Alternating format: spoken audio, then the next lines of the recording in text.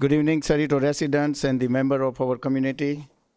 I'd like to call order the Monday, December 2nd, 2024, 7 p.m. City Council and Success Agency special meeting. The invocation will be led by Pastor Ryan Clemens of the New Life Community Church, and the pledge will be led by Cerrito's Aquatic Club. Pastor Clemens, may you all rise.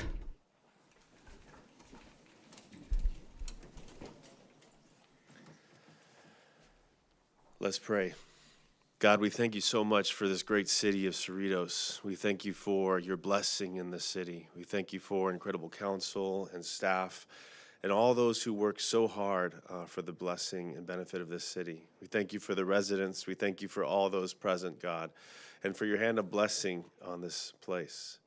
God, we pray over the meeting tonight that we would sense your peace, that we would sense your presence, and that you would lead us and guide us and direct us to make good, strong, wise, thought-out, heartfelt choices.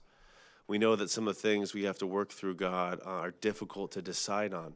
There's difference in opinions and perspectives. But God, help us to do so out of wisdom, out of kindness, out of generosity, and out of care for those in need. God, would you help us to strengthen the city tonight in the decisions that are made and the discussions that are had?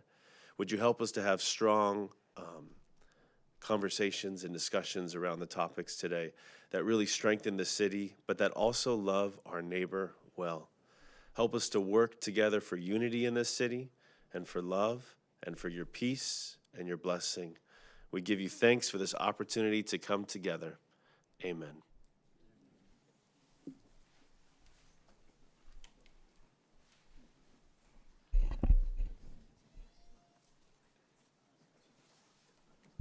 Ryan, can you lower that?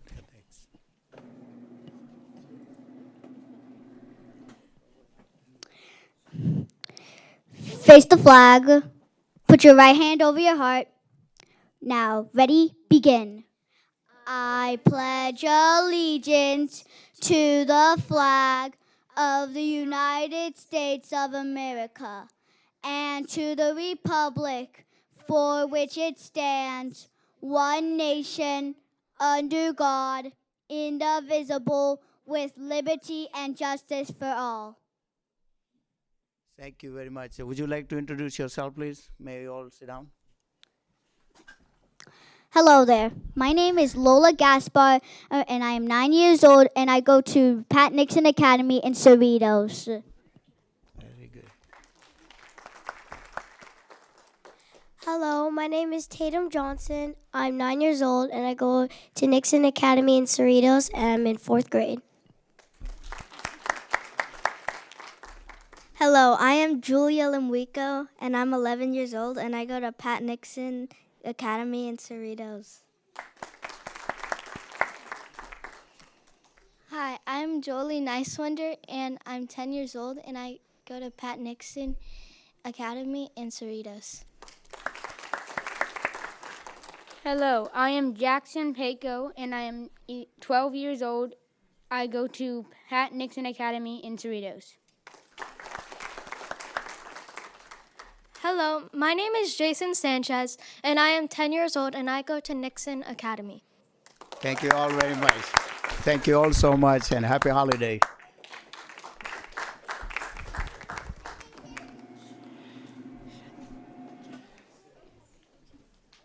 Thank you. Madam Clerk, will you please conduct the roll call? Council and Agency Member Barrows. Present. Council and Agency Member Johnson. Present. Council and Agency Member Yokoyama. Here. Mayor Pro Tem and Vice Chair Vo. Present. Mayor and Chair Solanki. Present. Thank you. Next item is the item 5A, presentation. A proclamation will be presented to Dr. Nitin Shah in recognizing of his outstanding career in medicine and his unwavering commitment to providing quality medical care to the underserved and overlooked, not only within our region, but throughout the world. Dr. Shah's humanitarian effort led him to establish the Anaheim Free Health Clinic, and Citizenship Fair, which provides free medical, dental, vision, and other healthcare service. Dr. Shah is also a founding president of Ankatan Community Center and organized based in Southern California, which serves to carry out humanitarian aid mission around the world. Dr. Shah has organized over 530 national and international missions to help people in 18 countries. In addition, Dr. Shah has traveled to 15 countries for medical mission and introduced countless students, residents, and volunteers to benefit of providing aid to those in the need. So I'd like to invite Dr. Shah to the presentation area.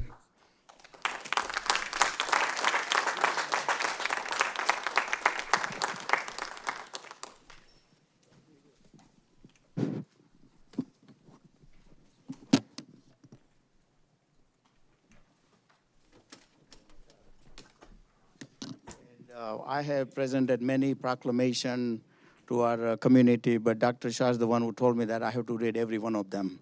So I'm going to read his. Whereas Dr. Nitin Shah is a compassionate and dedicated physician whose unwavering commitment to providing quality medical care to all underserved and overlooked has had profound impact on lives of thousands of individuals. Dr. Shah, extensive research, interest, and international lecturing in the field of anesthetic, radiology, and critical care medicine have allowed him to deliver well-respected presentation and share his expertise around the world. Over 30 years, Dr. Shah has organized, I think I already read, but anyway, I'm reading again, organized over 530 national and international missions to help people in 18 countries. Dr. Shah has traveled 15 countries for medical mission and introduced countless students, residents, volunteers to benefit, provided aid to those needs. Therefore, I, Mayor Naresh Solanki, and a member of Cerritos City Council, do hereby congratulate Dr. Nitin Shah for his unwavering commitment to community health and his tireless effort to make quality medicine care accessible to all. Proclaim this second day of December 2024. Dr. Shah, congratulations. Here's a proclamation. Would you like to say something?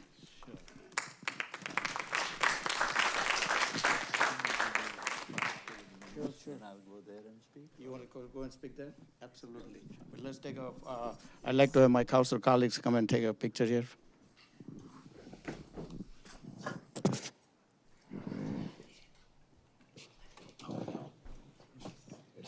Yes. Please. Thank you. Shah, Thank you. thank you very much for your service. Okay, right over here, everybody. On three, we'll take the photo. 1, 2, 3. Another 1, 2, 3. Let's do one more. 1, 2, and 3. Thank you. Thank you.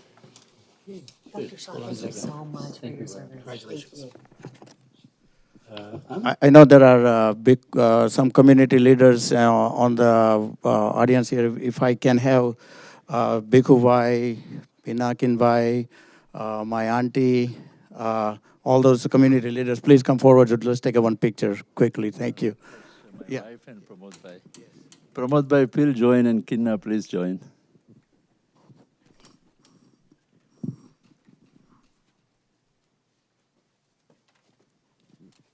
Dr. Adil Saib. Chiman Bhai.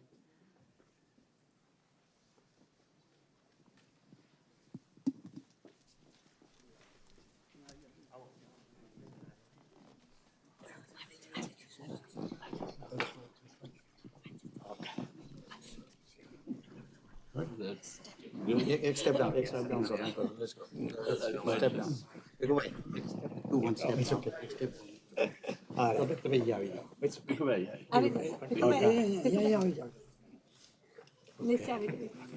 One step down, okay. You got it. Oh, okay. You got it. Right over here, everybody. On three, 1, 2, 3. Let's take another 1, 2, 3. And one more, 1, 2, and 3. Thank you. Thank you. Thank you. So yeah, that's fine. If you want to speak here. Okay. That's fine. Thank you, Mayor. I'm a professor, and Mayor Solanki said, you can have the mic. Little did he realize that I'll probably be here talking for next 2 hours, right? Thank you for the spirit, Mayor. I'll take about 5-7 minutes. Honorable Mayor Naresh Solanki, Mayor Pro Tem Chong Wo, Council members Linda Johnson, Bruce Barrows, and Frank Yokohama. I accept this proclamation on behalf of thousands of volunteers who have served, and many of them are here, who are here not only to see the council members' proclamation might receive, but they are here because they have served with us. And I thank everybody who is there. The other group of people that I accept this proclamation for are hundreds of thousands of people that we have benefited all over the world. Anikant Community Center, Aparigra Foundation, and there are few other charitable organizations who have supported us. One of them, Mr. B.U. Patel, with whom actually we started years and years ago. His Tasadia Foundation and Joy of Sharing Foundation. And then there is Sarvamangal Family Trust, and the list goes on. So very privileged to have you all here. Didn't imagine that you all will take time to be here. And I would be remiss if I don't recognize your city member, Mr. Nisit Choksi. He may refuse to rise, but he's sitting here. Ladies and gentlemen, he has traveled with me to countless countries out of those 18 that I have been. And he's a big-time Cerritos city member. Nisit Bhai, please rise. Please rise.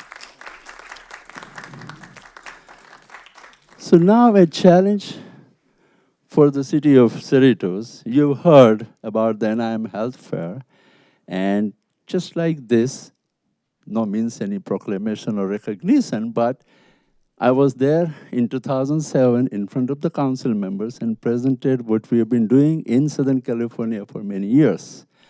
Same way, council members. When will it be time for Cerritos City to take the next leap with our help to do something? And I had told Mayor Solanki when he said that December 2nd, are you here? Show up in the city council.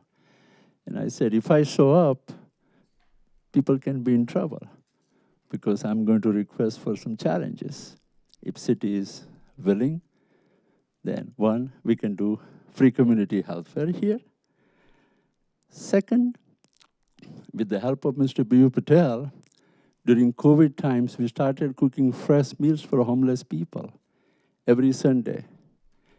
In last 4 years, we have served 360,000+ meals. Adil Shah and Smita Ben were sitting here. They are the hardest volunteers for that.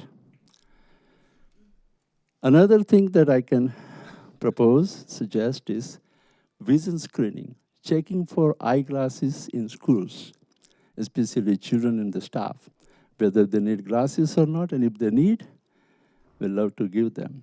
We've been doing this for years, but this particular year, our numbers in 10 countries so far is 156,150 children we have screened in Africa, America, India, and other countries. So, would you join me to help serve the underserved, the needy. And it does not take that long. Nobody needs to know anything. We will be able to take care of training and turning and learning and sewing and holding hands. And, when you go out to serve, the feeling that you see, you get, you feel, I cannot describe. You have to feel it. Finally, and it reminds me of the quote of John F. Kennedy, please do not ask what country can do for you. Ask what you can do for the country. That's how we are here. I'm here to ask what can we do for the city of Cerritos and the neighborhood. And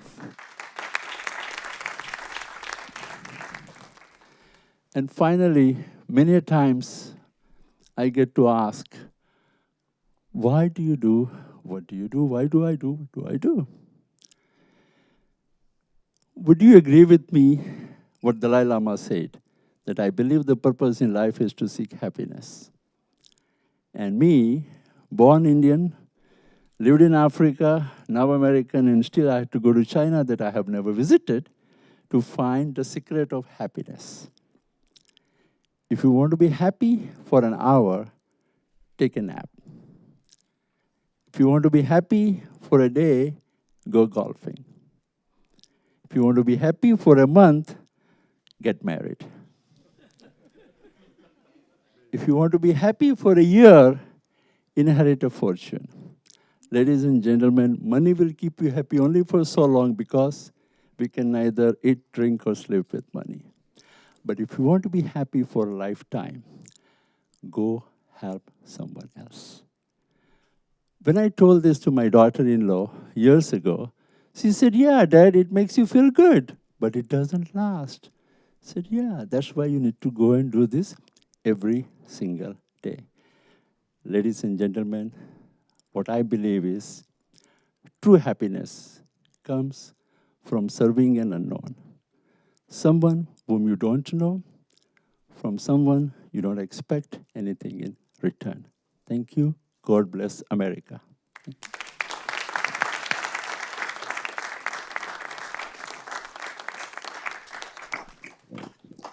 Thank you, Doc. Thank you very much.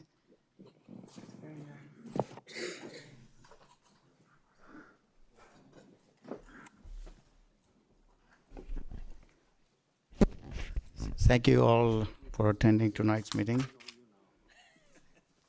The next item is the item 5B. City Manager, do we have any reports on this item? Yes, thank you. Acting City Clerk Cindy Nava will be presenting this item. Thank you, Mr. Lopez. Good evening, Honorable Mayor and members of the City Council. Tonight, I'll provide a very brief update on the Tuesday, March 4, 2025 Cerritos General Municipal Election. If you would please direct your attention to the screen. In March, Cerritos voters may cast their ballots for 3 members of the City Council and 2 Charter Amendment ballot measures. To obtain more information on the 2 ballot measures, please visit the city's website, call the Office of the City Clerk, Elections Official, or email election2025@cerritos.us. The official candidate nomination period closes this Friday, December 6th at 5 p.m. sharp.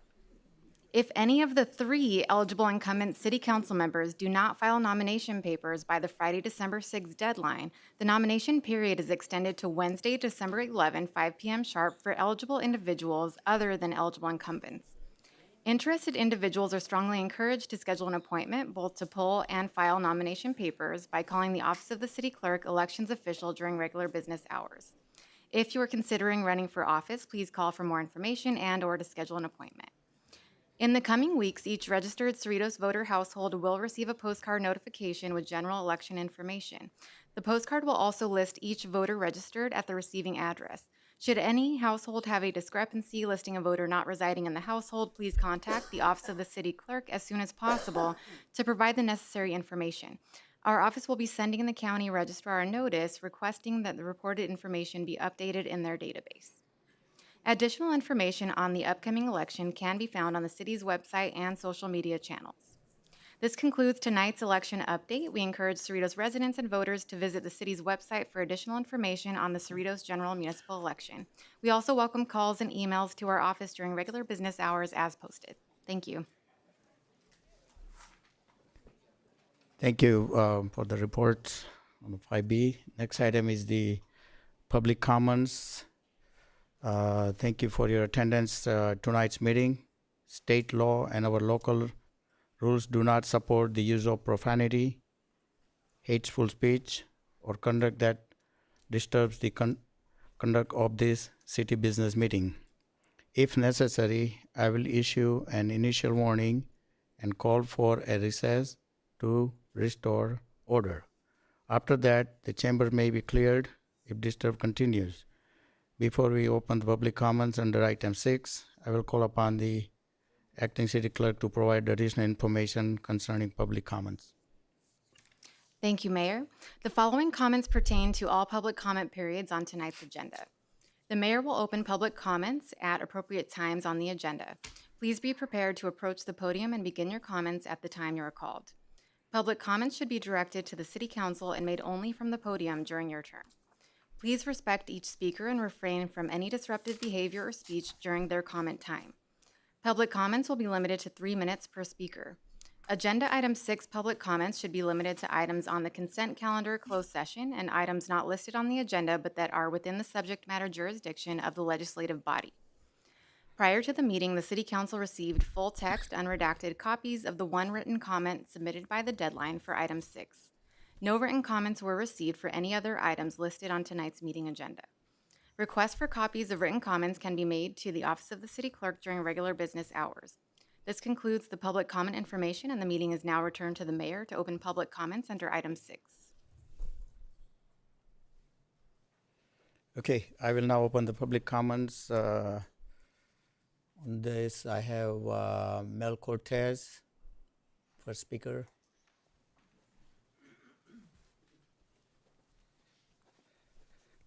Good evening, everybody. I'm Mel Cortez, resident of the city for 33 years.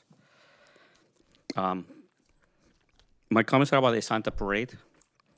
You know, it was one of the best things that has happened to the city in a long time. So everyone's looking forward to the parade. This year, my neighbors are getting together, and they want to get hot cocoa, sing some Christmas carols, and wait for Santa to pass by. So it's bringing people together too in our neighborhoods. I was lucky to ride beyond the parade on the float about 2 years ago as a member of the safety committee. And it was nice to see all the people and say hi to everyone, but no one knew who we were.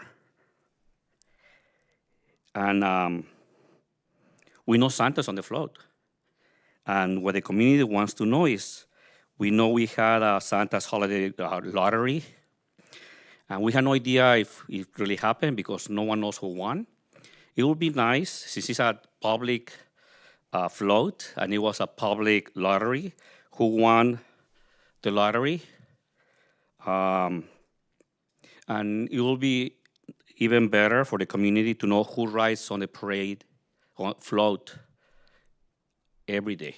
I think there are 7 different days. It'll be nice. That way, when I say hi, I don't confuse. I have to know who I'm saying hi to. So it's been, I think it's the 5th year or the 4th year. And so far, we have never known who it is. Sometimes I see some of you, but we have no idea who else is on the float. So it'll be nice. I'm not sure this is possible this year, but at least something for next year. Our community's safety office, or sheriff, had dispatchers introduction to the residents and tour. It was really nice. We got to go and hear what dispatch does for us when people call in, and also we went to see the people actually working in there. It was a really nice thing from the sheriff for the community. And we had about maybe 30, 40 people there, but from there we went and told everybody else what we saw. And my last thing right now, the last time we were here, we were talking about crime. I know in October we had 25 home break-ins. August was 22, September 14, and 25 in October. That's why everybody was here. November, from November 1st to November, last day of November, as far as we know, according to the records, it's only 9. So from 25 to 9, we're not for. It's good.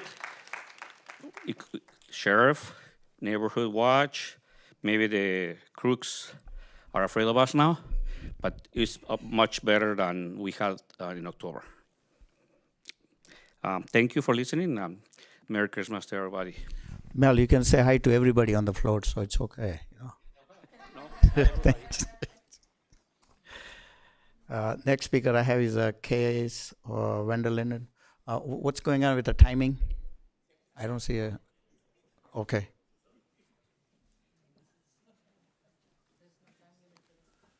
Good evening. Case Vanderlinden, in the city for 53 years. My goodness, that's flying by. I've seen the city in a beginning stage, in a good stage, and hopefully even in a better stage. But I'd like to go back on my comment last October where I asked why the city could not water these trees that we have. And I thought we had something going, but come find out from a phone call that I got that they're putting a plan together. Well, I like to have the plan changed. Forget about watering these trees. Take these trees, magnolia trees, as a pure excuse for a tree, take them out and put the trumpet trees in there. We have a bunch of trumpet trees already in the street because they were planted during the time that we still had the pines. But I tell you, that trumpet tree certainly will do a whole lot better with whatever water it gets. But these magnolias, I have no hope for them. They are not a very good tree to get hold of whatever water they get from sprinklers. So it happened on mine, I put the deep watering system in there. It's not doing any better than the other ones around. So I would like to request that if there's going to be a plan submitted, submit a plan by removing the magnolias and put the trumpet trees in there. That already, there's at least maybe half a dozen to a dozen trumpet trees already in the street, and they do very well. I hope you guys will consider that, and Merry Christmas. Thank you. Thank you. Sam Desai.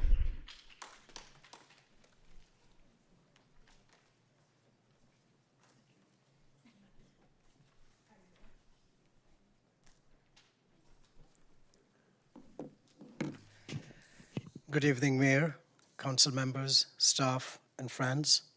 Happy holidays. This afternoon, I went to City Clerk's office just to get update as to what's going to happen, who is going to run for our upcoming elections. Congratulations for those of you who are watching, sitting over here, are choosing to run again. By not waiting until the last minute, you allowed city residents who come and speak here to plan ahead for 2025 and 2026. No matter who sits here, please be assured that we'll be requesting this council to treat us residents with same respect and dignity that we show to dignitaries and individuals who come here for proclamations. Give us 5 minutes back. That's equality. When you have specific people that you like and you give them podium for as long as they want, we are proud. We are happy you can do that. Can you imagine Mayor Solanki giving us back our 5 minutes? We deserve it. Because the way this council is being set up, the way you speak, rarely do we get chance to get all our ideas back to you. And when we do give them, it would be lovely to see that council cares. Why 5 minutes and not 3 minutes? Because there are different agenda items, which is not necessarily on today's agenda. One example, we did a survey. We got 65 responses after spending close to $50,000 to $250,000. City identified 7 priorities. Residents requested 10. What about other tens and thousands of residents who didn't get to take the survey? And what about those priorities which keeps on costing our city millions? When will we talk about that? Mayor, would it be fair to say that unless residents brings many residents to speak about the issue, that you just won't pay attention? It's not fair. You have within you to lead this council. You want to lead us. Then show that you lead all of us and not those select few who donates to you. Please consider that and give us 5 minutes back. We would really appreciate that. Thank you. Bani Mukherjee.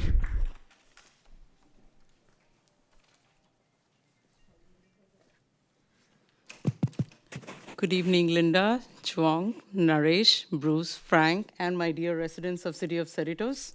I didn't come here prepared with a speech just like last time, but I don't even have a topic. But I would like to say that I came to cheer up Dr. Nitin Shah because I have worked with him for a while, and his contributions are noteworthy.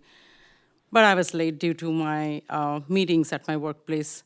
Since I'm here, I would rather use this time worthwhile bringing up some topics. I did not take a vacation during November or during Thanksgiving because of the ongoing robberies and other challenges that we brought up last time, so that I can keep good eye on my neighbors and also keep track of what's going on in the neighborhood and my house. But with everything going on, we definitely see a decline in the numbers. Not sure if the robbers are planning a Thanksgiving vacation for a bigger robbery, or they are taking a break, or they have taken a technical class to up their skills in technology. I'm not sure. I watch a lot of movies, so I'm just being creative, but I hope it is for the better.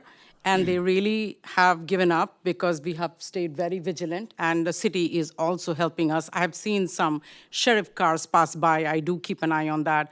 So thank you. Whatever less we can do, whatever little we can do, like they say, it takes a village. Every drop counts. So I would like to thank But we have an agenda item.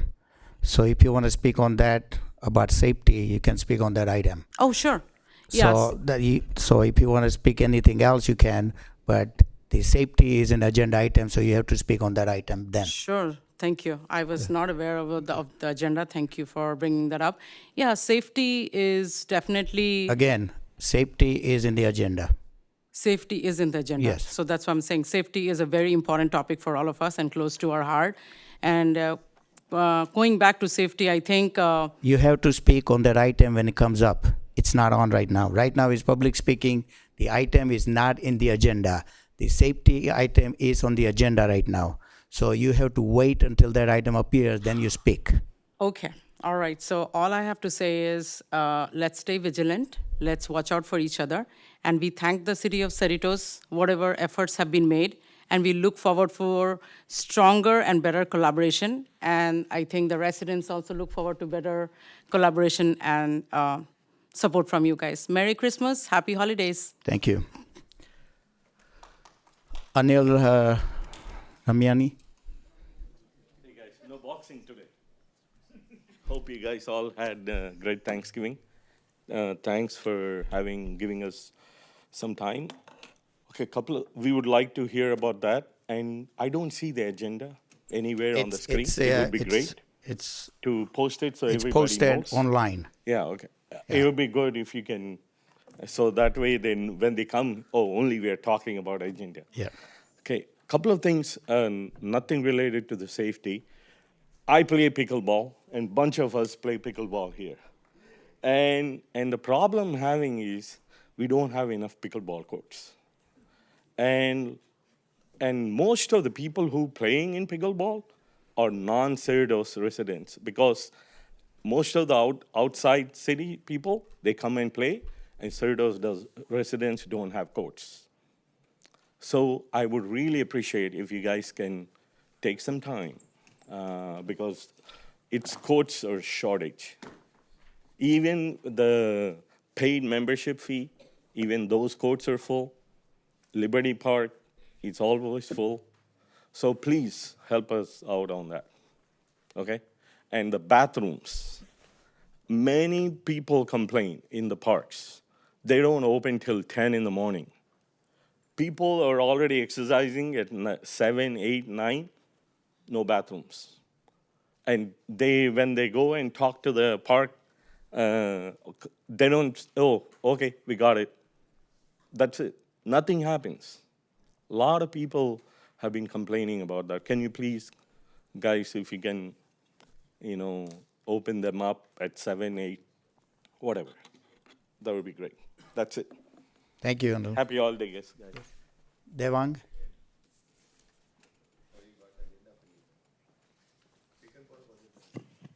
Hello, Honorable Mr. Solanki, Mayor, and of course, Pro Tem Mr. Vo and all the council members. My name is Devang. I'm in Zone 59 by Frontier Park. So I wanted to bring this issue to the council that I live next to Frontier Park, and I see a lot of people playing soccer every Sunday, and same set of people come every week after week. I have no problem people playing, having fun, but this particular weekend I saw a lot of people drinking daytime. And also at the end, I saw the garbage can full of beer bottles. And one of the sheriffs, somebody mentioned that you're not supposed to drink in public parks. So maybe need some help with that, because just last month, I was driving by the park and I got flat tire and I had glass piercings through my car tire. I had to get it replaced. Luckily, Costco warranty helped. But anyway, so if I see this next time, please give us some ideas what I can do. Is this okay for people coming from anywhere and just playing for a few hours as a team, and when they're drinking? You can always call sheriff. Okay. And if you see but if they're okay to play drinking, or not? I'm sorry? They're just okay to come and play from outside as Anybody can play, organized unfortunately. team? It's a public park, but if they're drinking, it's illegal. They cannot be drinking in the park. Okay. Sorry, go ahead. So you can call sheriff department. Great. Thank you. I was told that organized teams coming week after week is not something which is allowed. So I just wanted to find out that also. Go ahead. Yeah, technically they're organized sports where there is organization paid and coaches on the location. They have to pull a permit with the city. Okay. If they're there just to play, and they may be part of a team, but they're not organized in the sense they're not there with a schedule, uniforms. There's no ref or umpire. Then they're allowed to play. But if they show up with all those I just mentioned, then technically they could be considered organized, and you can call the city. Okay. And make them aware what time and date that they are there, and then over the weekend, and then the city can send a staff member out there to check on them, because we have staff members at Cerritos Park East and other parks that they can remotely go there to check on that. Okay. All right. Okay? Thank you. Or you can call Cerritos Park East or Heritage Park, where there's actual employees working on the weekends, and they can send someone over there to check that. They can come down to Frontier Park. Yes. There's nobody there generally from. Yeah, so that's why I'm saying you can call the main parks Sure. where they do have staff, and they can send someone to check on it. Okay. All right. Thank Thank you. you. Thank you. Happy holidays. Thank you. That's all the speaker I have. If anyone else like to speak on the item which is not in the agenda, can come forward. Seeing none, Robert, there was one correspondence came through email, and that is against for pickleball court. So I think last time we decided that staff will look into it, the Cerritos Park East. Where are we with it? Yes, that's correct. Following City Council consensus direction or minute direction, staff has been looking at options for CPE. We discussed in response to this public comment, I did check in with the team. We do have information that we plan to present in January at a future meeting to provide the City Council with options to consider. So it'll be agenda item on January? Yes. Thank you. Okay, that's all the speaker I have. I will close the public speaking. We'll go back to the consent calendar. The next item is consent calendar. Do I have a motion to approve? I'll motion to approve, but if I can just have discussion on, Which one was that? With the golf course. If we can pull that. Which item was that? I just lost it here. 7C. 7C. Thank you. Oh yeah, continuation. Look, we can Okay. just pull that for discussion, but I'll make a motion to approve everything else but that. I'll second that motion. Okay, we have a motion and a second, except the item 7C. Do we have voting? A motion was made by Mayor Pro Tem Vo and seconded by Councilmember Johnson to approve the consent calendar items with the exception of 7C. And the motion passes on a vote of 5-0. Okay. All right, let's bring it back, the item 7C. Thank you, Mayor. I just want the city manager just to report back to us why we need to continue that continuation of emergency order. Yes, thank you, Mayor Pro Tem, members of the City Council. The primary reason for continuing the local emergency is because there are activities still ongoing and outstanding on site on the part of the owner of the pipeline that was the original cause for the local emergency. As the City Council is aware, the golf course has reopened, the public has access to the park, but at the direction of the Regional Water Quality Control Board, the pipeline owner is doing ongoing monitoring and testing. And because the results of that testing have not yet concluded, staff recommends that the local emergency remain in case there's action needed on behalf of the city. I can defer to the city attorney for any elaboration on that, but that's the primary purpose. There is a requirement under the state law that local emergencies need to be renewed every 60 days, and that's why it continues to appear on the agenda within that time frame. Okay, thank you. Thank you. All right, so we need to... I'll just move to approve 7C. Second? All right, we have motion and second for item 7C. A motion was made by Mayor Pro Tem Vo and seconded by Councilmember Johnson to approve staff recommendation for item 7C.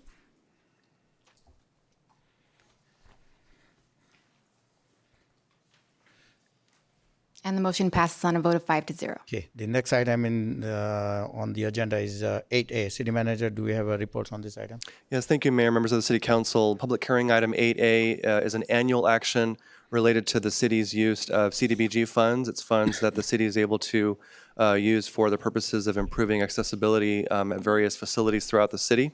The presentation this evening will be given by Director of Public Works, Alvin Papa, and following his presentation, he and I will be happy to answer any questions.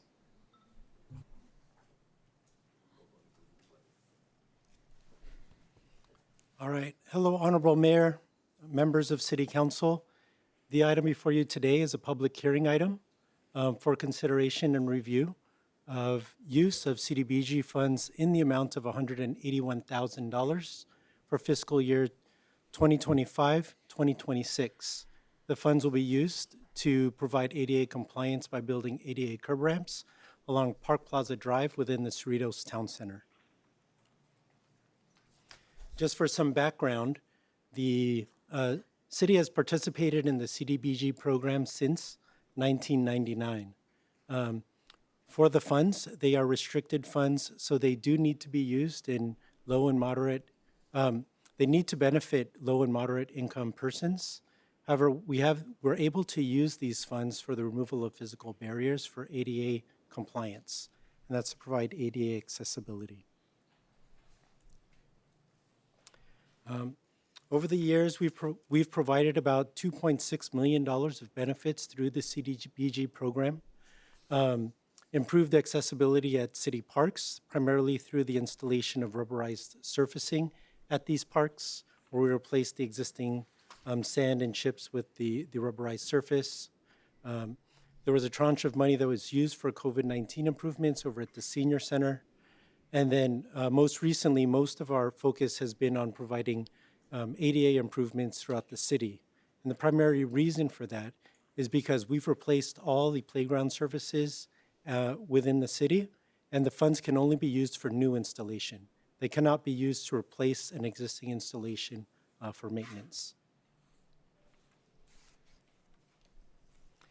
Above are some photos of some past projects.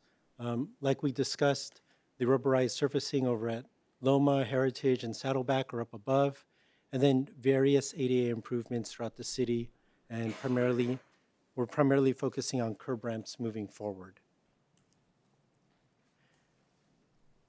For this project, this is phase 3 of a series of projects that we have in the Cerritos Town Center area.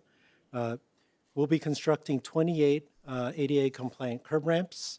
There are many corners at within the town center where they either don't have a curb ramp or the curb ramps are non-compliant. So the slopes are incorrect and they don't have the truncated domes. And so for this project, we'll be making improvements to ensure that we have ADA compliant paths of travel. For this project, we'll be benefiting local residents, Cerritos High School students. Cerritos High School is catty corner to the Cerritos Town Center. And then we'll also be benefiting low and moderate income individuals that may be using the Metro bus services and the Cerritos on Wheels services in the area. And these are categories that are being targeted by CDBG funding. The total estimated cost for the CDBG project is $181,000. $174,000 will be allocated towards construction, with $7,000 to be used for prevailing wage monitoring. We'll be using this. We plan to use the same consultant that we've used in past years, and the amount that you see above is in line with what was done in the past. So in conclusion, staff recommends that City Council review and discuss the information that we provided, that you conduct a public hearing, and we also recommend that you approve the resolution authorizing the use of CDBG funds for FY 2025-26. And with that, that concludes my presentation, and I'm happy to answer any questions. Thank you for the report, Alvin. Do we have any question for the council? Thank you, Mayor. Alvin, can you let the residents know why we're modifying or upgrading ramps that were built to ADA standards? Yes, sir. I mean, we have other locations that we need to spend money on, but it's kind of like it's a waste of money, being fixing something that was already fixed once or twice before. And I've had residents ask me in the past, why are we, going through things like this? Yes, so there were ADA ramps or curb ramps that may have been built in the past according to past standards. Those standards have since changed since the ADA standards were, in the 1990s, they were adjusted, and they've continued to be adjusted through the years. And so, where we don't have ramps, we plan to build ramps, and where there are existing ramps that are non-compliant, we do aim to improve them to make them easier to traverse, particularly the truncated domes. So those help the visually impaired. The detectable warning surface kind of serves as a guide, and it helps them navigate better. And the funds that we are using are CDBG funds, so we're looking to utilize them and utilize them efficiently. Thank you. Okay, anyone else? Any questions? In none, I will open up the public comments. If anybody would like to speak on this item, can come to the podium. In none, we'll close the public comments. We'll bring it back for a council to have a motion to approve. Move to approve. Second.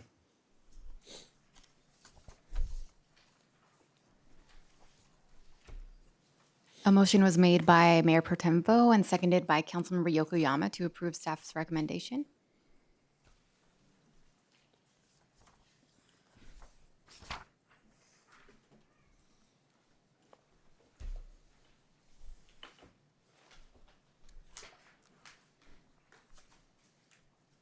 And the motion passes on a vote of 5-0.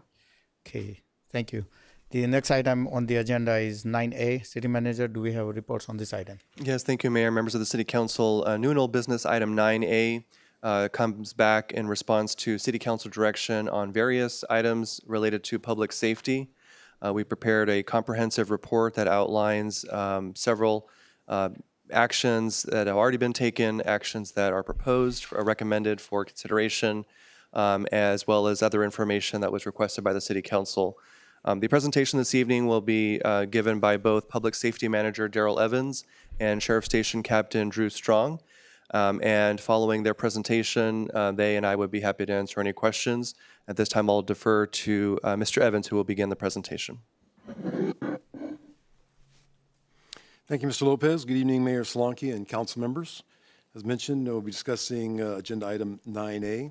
But before we begin, I would like to thank and acknowledge the efforts of City Manager Lopez and Ryan Carey and Captain Drew Strong, who contributed to this report as well. And of course, I'd like to acknowledge the dedicated deputies of Cerritos whose efforts are represented by the statistical data in this report.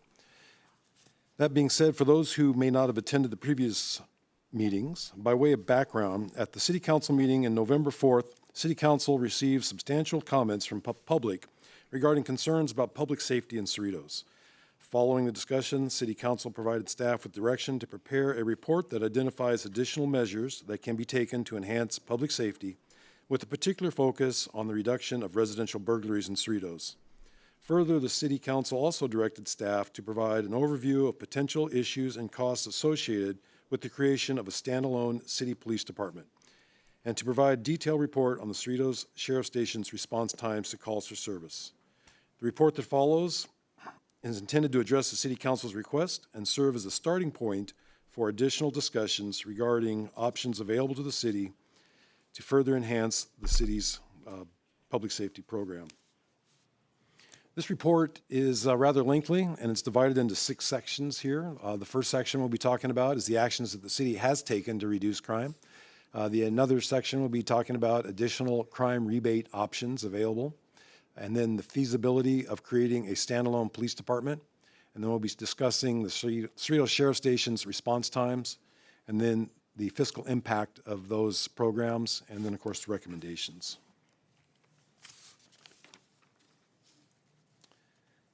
In response to the increase in residential burglaries, the following abatement measures intended to address residential burglaries has already been implemented. We'd like to discuss that in a little greater detail.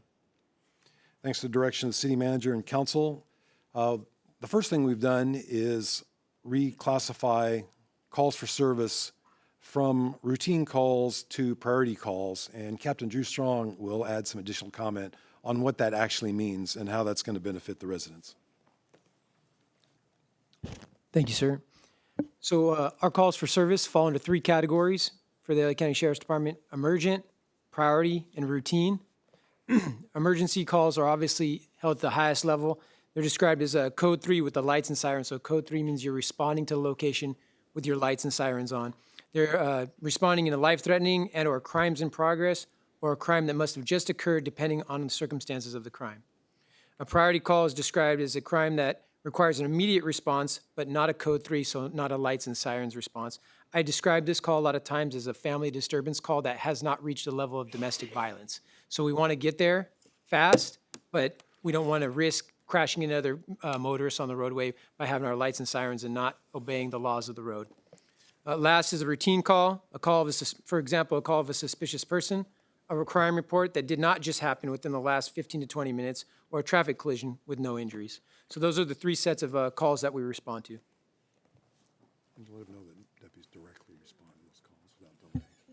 Yeah, so for instance, on an emergent call, there's no delay to the call. As soon as the call comes to a deputy, they respond to that call for service with their lights and sirens on. They don't stop at stop signs. They try and go through traffic safely, but they don't stop at a stoplight. They don't stop at stop signs. For a priority, they still acknowledge the rules of the roadway. They don't respond through stoplights and stop signs, so they obey the rules of the road. For a routine call, although a priority call, they do hurry to the call, but they don't break any rules of the road. For a routine call, they get there in a timely fashion. However, that call could fall second to a priority or emergent call that goes out. So if you have a life-threatening call, it's obviously going to take precedent over a priority or a routine call. If you have a priority call, it's going to take precedence over a routine call. They fall in that order. So sometimes there may be a slight delay on a response to a routine or a priority call if there's multiple emergent calls at the same time. We have to prioritize those. I kind of describe it a lot of times as an emergency room, a triage. So if you have 3 people inside of an emergency room, one with a sore throat, one with a broken arm and one with a gunshot wound to the chest. Obviously, the physicians are going to treat the person with the gunshot wound to their chest first, and second, the broken arm, and third, the person with a cough or a sore throat. So that's how we do the same thing with calls for service. We have to prioritize them based on, the safety of the community.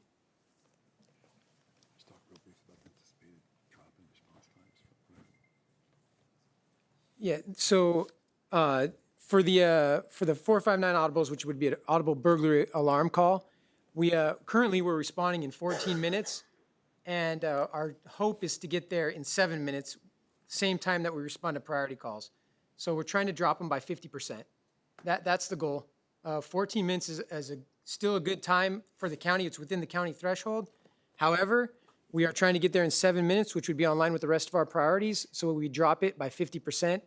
7 minutes would be an unprecedented time. I've never seen anybody respond there in 7 minutes besides what we're doing here. We are doing it now, but I've never seen anybody in the county ever respond to an audible alarm call within 7 minutes usually. I mean, if they're around the corner, it might happen, but not on a regular basis like we're doing now. And we're actually, we're doing it with the help and the support of council and the city manager and, the hard work of the deputies. We're actually making it there in about 7 minutes. Just want to add that there is no cost associated with that. And I also wanted to thank Captain Strong for that, because Cerritos is the only station that actually prioritizes residential 459 calls. And the rest of the county, that's a routine call. But this is the only station that is putting that as a priority. And as he mentioned, whenever they come out as a priority, deputies are immediately notified by radio. Otherwise, a routine call comes to the actual unit. If they're not in there, they're conducting other business. When they get back to the car, that's when they would see that, hey, I have another call waiting for me. But with a priority call, they're actually voiced over the radio, and it requires their immediate attention. So we're going to expect a lot quicker response times to Resbergs. So that's an excellent thing. Another thing that we've done is we've directed the SAO team, which is comprised of 6 deputies and 1 sergeant, to focus their primary efforts on residential burglary suppression. We use them for all the problems that pop up that are unusual in the city, that deals with homeless folks or maybe commercial issues, where we have speeding cars and those type of things. Anything that would require a specialized, focused enforcement is what those deputies do. But right now they've been reassigned to spend the majority of their time in the residential tracts and dealing with suppressing residential burglaries. Although I will add that we do use them this time of year to also be in the shopping districts. That's very important to us here in the city, because in the past we've had increased issues at the malls when people come along and shop or have extra money or have things in their car. So they'll be both in the commercial district and in the residential tracts. Also, what we've done is requested additional resources from LA County Sheriffs at no cost to the city, and Captain Drew Strong can talk about how Major Crimes is assisting the city. Thank you. So we have 2 Major Crimes Bureau teams here. They're the burglary task force teams. They consist of 1 sergeant and 8 detectives who specialize in burglary crews, apprehending them, filing cases on them, and locating where they're at. They utilize unmarked cars, and they don't wear regular uniforms. A lot of them have beards and regular clothes. So they're kind of working an undercover operation, and they're working to apprehend the burglary crews through advanced technology and the use of informants as well. They performed an operation last month for us and are scheduled to do some additional operations in the future.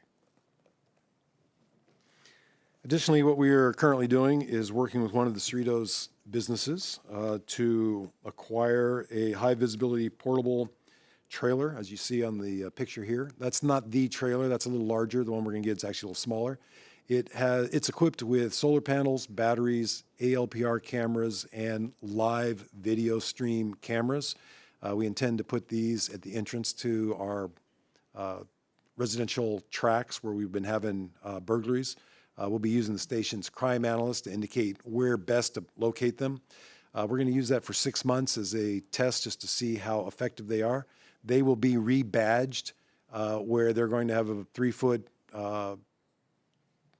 logo on there of the Cerritos Neighborhood Watch on the side, so everybody knows that that trailer belongs to the city and it's here to help abate residential burglaries. And on the front and the back, you will see City of Cerritos and the traditional Cerritos logo, so that people aren't concerned about, why is this camera in my neighborhood? And again, this will be at the entrance to the tracks. We have no intention of putting these in the interior part of a track. And these cameras will be watching the roadways. They will not be watching any residential front yards or that type of thing. We're here to monitor trucks or vehicles coming and going. And the ALPR cameras will be running the license plates through the sheriff's system for any suspicious vehicles, wanted vehicles, stolen vehicles. And then the live feed camera can be monitored both by the security company, and the sheriffs have the ability to view those camera images at the sheriff's dispatch center as well. So we're looking forward to doing that. That should be in place within a month after we have contacted them. So they're actually building one for us now and badging it, and then it'll be out in a couple weeks. The cost for that will be taken out of the existing funding that was approved in this current fiscal year. The cost for 6-month lease is about $18,000, or in other words, $4.30 per day. Another thing that we will be doing right away is filling one of our vacant CSO positions, our community service officer positions. That's currently in the existing funding, so that's not an additional cost. Those CSO officer city employees provide a great value. They supplement patrols. As you can see by the car that's out here, it's clearly marked Cerritos Sheriff on it, has a light bar on it. The deputies also have an MDC, mobile digital computer, sheriff's radio inside. One of the deputies that's actually employed here is a retired deputy sheriff that's on patrol out there. And they are also trained to take police reports, so that'll cut down on the response time. They are also trained by the LA County Sheriff's Lab to gather physical evidence such as fingerprints, DNA, photograph the crime scenes, and those sort of things. So they'd be also supplementing the deputies that are out there.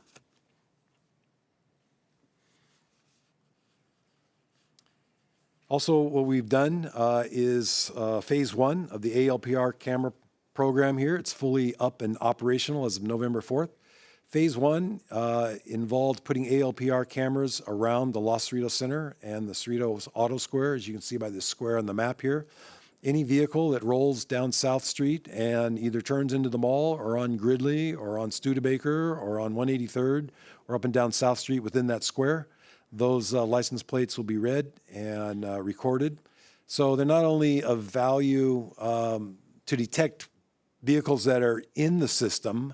Should someone do a purse snatch, just say a target of opportunity, they see someone walking out, they didn't plan on doing it, but they just can't resist themselves, and they steal something from one of the stores and they drive away, these cameras will be able to capture the plate, and the deputies can go back and identify the car, and you provide that information with the crime analyst and hopefully solve that crime. So that's very beneficial. That's up and running right now.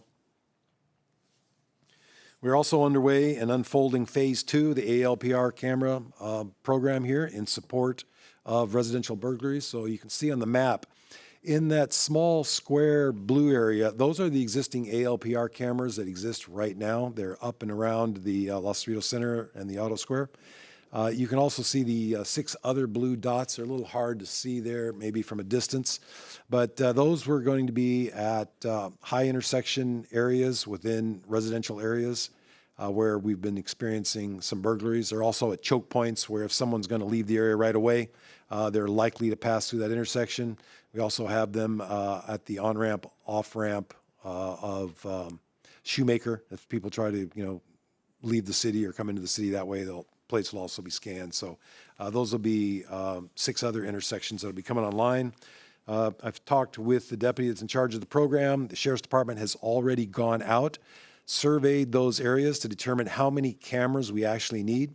It's 6 intersections, but depending on the complexity of those intersections, how many lanes, how many turn pockets, all those sort of things, they're going to identify what equipment items we need. Then we will take that list, provide it to Motorola, who provides the equipment, and they will provide us with a cost estimate for what that's going to cost us. So it's unfolding now, and it's moving right along. Also, one of the recommendations that we're looking at doing right away is filling 2 vacant parking enforcement positions. Again, they are high visibility vehicles. They mark sheriff. They have the city logo. They are out there, another set of eyes and ears in the community driving around. They primarily follow the sweeper truck, but when not, they are out driving around looking at other issues within the city and the shopping areas for people parking in handicap areas. They also deter crime, and they have an opportunity to view any suspicious vehicles or people sitting in the cars they may pass by. No one's too alarmed about the sweeper, but they may be surprised to see that vehicle right behind them. And so we're looking at funding those items as well. They've been vacant by misfortune, if you would. Someone suffered a medical issue, had to retire right away. The other vacancy was created when we hired an individual who worked part-time for us, but then was able to get a full-time job elsewhere, and that created the second vacancy. But we are looking to fill that right away to put additional set of eyes and ears out on the street. Additionally, we are looking to initiate the Cerritos drone program. I know that that's been a topic of conversation. The good news is on September 11th, the LASD revised their policies to allow aerial drone pilot programs at patrol stations. On November 5th, representatives from the LASD advised that the LASD policy protocols would now allow Cerritos deputies to operate aerial drones in support of patrol. That's a first, by the way. That is a result of Cerritos' desire and constant contact by Captain Drew Strong to the department executives and the sheriff wanting to do this. So where we're at now is that we have received permission from the LA County sheriffs to do that. Up until now, drones have only been allowed from the sheriff's department in support of their SWAT teams, their bomb unit, up in Malibu, San Dimas, in the Canyon rural areas. No one is using them in support of patrol at the patrol station level. That's going to occur. The city right now is meeting with Special Enforcement Bureau representatives to look and see what type of equipment they use and kind of drones that they fly, so we could have some uniformity of equipment, so in case people come and go. The captain has identified deputies within Cerritos who have a desire to be a drone pilot, and then we are looking at sending them to the required schools. I would want to caution council that even though we are doing all this preparatory stuff and the sheriff's department agrees in concept that we can do it, the ultimate approval must come from the Civilian Oversight Commission. So Captain Strong will be writing memo through the department executives that will be presented to Civilian Oversight Commission. They meet once a month. We'll be getting on their agenda. We need their approval to actually launch this program. So we're trying to do it in such a way that we anticipate their approval and that we will already have the pilots approved, the equipment purchased, and we can go to work right away, and that there's not 2 or 3 month delay after receiving approval from the Civilian Oversight Commission. Next, we'll be discussing additional crime reduction measures for City Council's consideration. In addition to the actions the city has already taken to enhance crime abatement, since the December 4th council meeting, staff has developed the following list of recommendations for council's consideration. First is authorize funding to contract with Southwest Patrol to provide 3 unarmed private security guards to conduct high visibility patrols in residential neighborhoods, 8 hours a day, 5 days a week. Private security patrols would be used to augment the sheriff's station patrols. Unarmed Southwest security guards with a vehicle are billed at about $45 per hour or $1,800 per 5-day week. The cost of one security guard is $93,600 annually. Southwest Patrol currently provides security patrols for the city of Bellflower, Lakewood, Lawndale, Pico Rivera, and Paramount.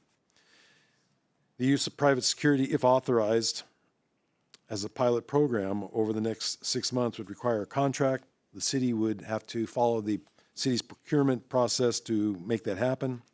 Additionally, those items would cost about $1,400 or $140,000 for a 6-month program. That amount is not included as part of the 24-25 fiscal year budget. If authorized, would need to be paid for utilizing existing reserve funds. That's one of the things that we are proposing. We are also proposing the addition of funding an additional CSO position. for all the benefits and the reasons that we talked about earlier, that they can augment patrol, they're able to respond to calls, they're able to write reports, they're able to process crime scenes. For minor crimes, just a reminder, if there's any serious crime, major violations, that would be processed by the LA County Sheriff's Crime Lab, the actual lab techs. These deputies would be hiring or dealing with lower level felonies and misdemeanor crimes, but they would be there right away for res burgs, additional patrol. And that item for a 35-hour-a-week CSO position is approximately $89,000 annually. Or if you authorize that for the remaining of the year, that would be about $44,000 out of the existing budget. If that is authorized and recurring cost, those costs would have to be paid for by the existing reserve funds if you add that to the list. I just want to take a moment here and talk about how we would actually utilize those resources. This is the map of the residential area. It shows the neighborhood watch. City is divided into about 67 zones, as you hear people talk about, hey, I'm in zone 67. To make it easier, we've subdivided the city into 4 basic quadrants, if you would, using Norwalk Boulevard as the north-south line and 183rd. And if you do that, you can quarter the city pretty evenly. Up in Area A, you see Area B, Area C, Area D. The plan would be to utilize the 3 patrol private security in Area A, 1 in Area B, 1 in Area C, 1 in Area D. That's the default setting, if you would. In Area D, that would be the additional CSO. That would be the 4th vehicle up there patrolling. If you take a look to the right, you will see the radio cars and the motorcycles. And what we have out there normally during the day shift is we have a field sergeant that's on patrol, plus 4 crime cars that are out there on the traffic unit. And then we have our commercial enforcement traffic unit that's out there, so a total of 6 patrol cars, if you would, augmented by 3 motorcycle deputies who are out there. And of course, during the day shift, Monday through Friday, we have working detectives who are available to go if need be, but they're not normally on patrol. And then we have the SAO team that we can deploy in there. Each quadrant would receive somebody who could patrol all the time. And of course, we'd be looking at bolstering our neighborhood watch. And collectively, that's going to cover the city very well. That's not a permanent. We could, if we have problems in, say, Area D, we could assign all 4 of those units in that one area and do saturation. We may assign 2 units in Area A in the morning and 2 and shuffle them down to Area B in the afternoon and constantly mix it up so that the suspects and the people who come here don't know. Whether there's 1 car, there's 4 cars, all those cars are in one zone, and that's what we'd be doing to A, to provide coverage, and B, we'd be using the station's crime analyst to utilize the data to support where we'd actually deploy them. But that's visually what the deployment plan would look like. Additionally, we are looking at asking council to authorize an additional $40,000 for special operations funds. Those funds would be used to hire deputies to do saturation patrol, particularly during the holiday season. And the holiday season, by the way, extends into January because we have a lot of sales. We have people going back to the mall, exchanging products and gifts. So there's still a lot of activity in these commercial districts during January. It doesn't end on December 25th. That $40,000 would be paid to have deputies out there patrolling in addition to the standard radio cards. Also, we'd be looking for council to authorize funding to purchase a new CSO vehicle. That vehicle would be, that's a brand new one there. It would be obviously stickered and have the city logos and the sheriff's markings on it and the light bar. So a new vehicle would be equipped with hazard bar, LASD, mobile digital computers, LASD radios, all the appropriate badging. A car fully equipped and purchased through the discount programs through the LA County Sheriff's would be about $68,000. Those funds would need to be paid also from the existing reserve fund as it's an unfunded item. We also would be asking council to consider adopting $40,000 and placing $40,000 in a fund that would allow the city to have a rebate program to help assist residents purchase and install alarms. That program would be limited up to a maximum of $200 per household. We're anticipating that those funds would eventually be supplemented and offsetted by fines collected by the city through false alarm calls. And we'll be talking more about that later on in this presentation. Also be asking council to consider modifying the city's municipal code to enhance the fines for false alarm calls. The third false alarm here within the city there's no charge up to 3, but the fourth one, that would be a $30 fine. The fifth one is a $50 fine, and each one after that is a $100 fine. That's what it exists now. $30 fines is well below the existing parking ticket. Most cities that I did a snapshot survey of, they start at least 100, some start at 300. We don't propose that, but some cities look at recovering the full cost of sending a deputy out there to recover the cost for false alarms. And we're going to talk more about false alarms and the number that we have later on here when Captain Strong talks about response times. That concludes our options. Those total options that we just mentioned there is going to total approximately $330,000. We'll be talking more about that in the fiscal part of this report on what that all would cost. Real briefly, I just want to talk about Cerritos residential burglaries. That's on everyone's mind. That's the reason why we are all here and what it started about. On the screen here is a historical view of the city's residential burglaries over 15 years. We've exceeded 2023, so it's still trending up. The blue line represents residential burglaries within the city. You saw a substantial drop there in 2020, which is the beginning of COVID period. And that's when everyone's home. Because we always say, generally speaking, no one breaks into a home that's occupied. There's no money in it. You can't spend any time in there. There's no value in it. It does happen, and then when it happens, it's because people don't think anyone's home. And this chart reflects that. When people are home, burglaries go down. But you can also see that red line. That red line represents all other burglaries. That's commercial burglaries, that's storage sheds, that's everything other than a resident. So just because the residents, the suspects come to the city and don't break into a home doesn't mean they leave empty-handed. They will break into something or steal something before they leave, and you can see that red trend line also trending up, which means if deterred by homes, then they go to the businesses or they go to storage lockers or they break into other things. So even though we're down historically, if you would, we're clearly trending up, and that's a concern. We've had residential burglaries are up 50% from last year. The next visual map here shows a portion of Bellflower, Lakewood, and Cerritos. This represents all residential burglaries within a 5.5 month time frame. There's a lot of them. There's a lot of them inside the city. There's a lot of them going on all around us. That's something that we've looked at closely. We monitor all the time as to where it's going on and what are the patterns. Some people talk about, hey, my residential area is being hit harder than someone else's. We've looked at it. If you use 183rd as a divider, that's about half the city. 47% of residential burgs happen above 183rd, 52 below. So it's basically 50-50. So half is above the top half of the city, the other half is below. So the folks that come here are determined. And so they drive around, and if they don't see a worthy victim up in area C or D, then they'd go to the other part of the city. As you can see, all parts of the residential areas are being hit, which is why it's important to be vigilant throughout the city and not just one particular area. The area in the center is clear. That's because that is Artesia, and we do not track residential burglaries inside the city Artesia for our purposes. So that's what we are looking for. That's where those roving patrols are. That's what the cars represent. The additional CSO represents there. The star on the left and the neighborhood watch, that represents, robust and vigilant neighborhood watch. We really need that in all the areas. So it's continuing to go on. Just wanted to put this up here real quick to show you. This is a study of when residential burglaries occur within a week over a period of 4 years.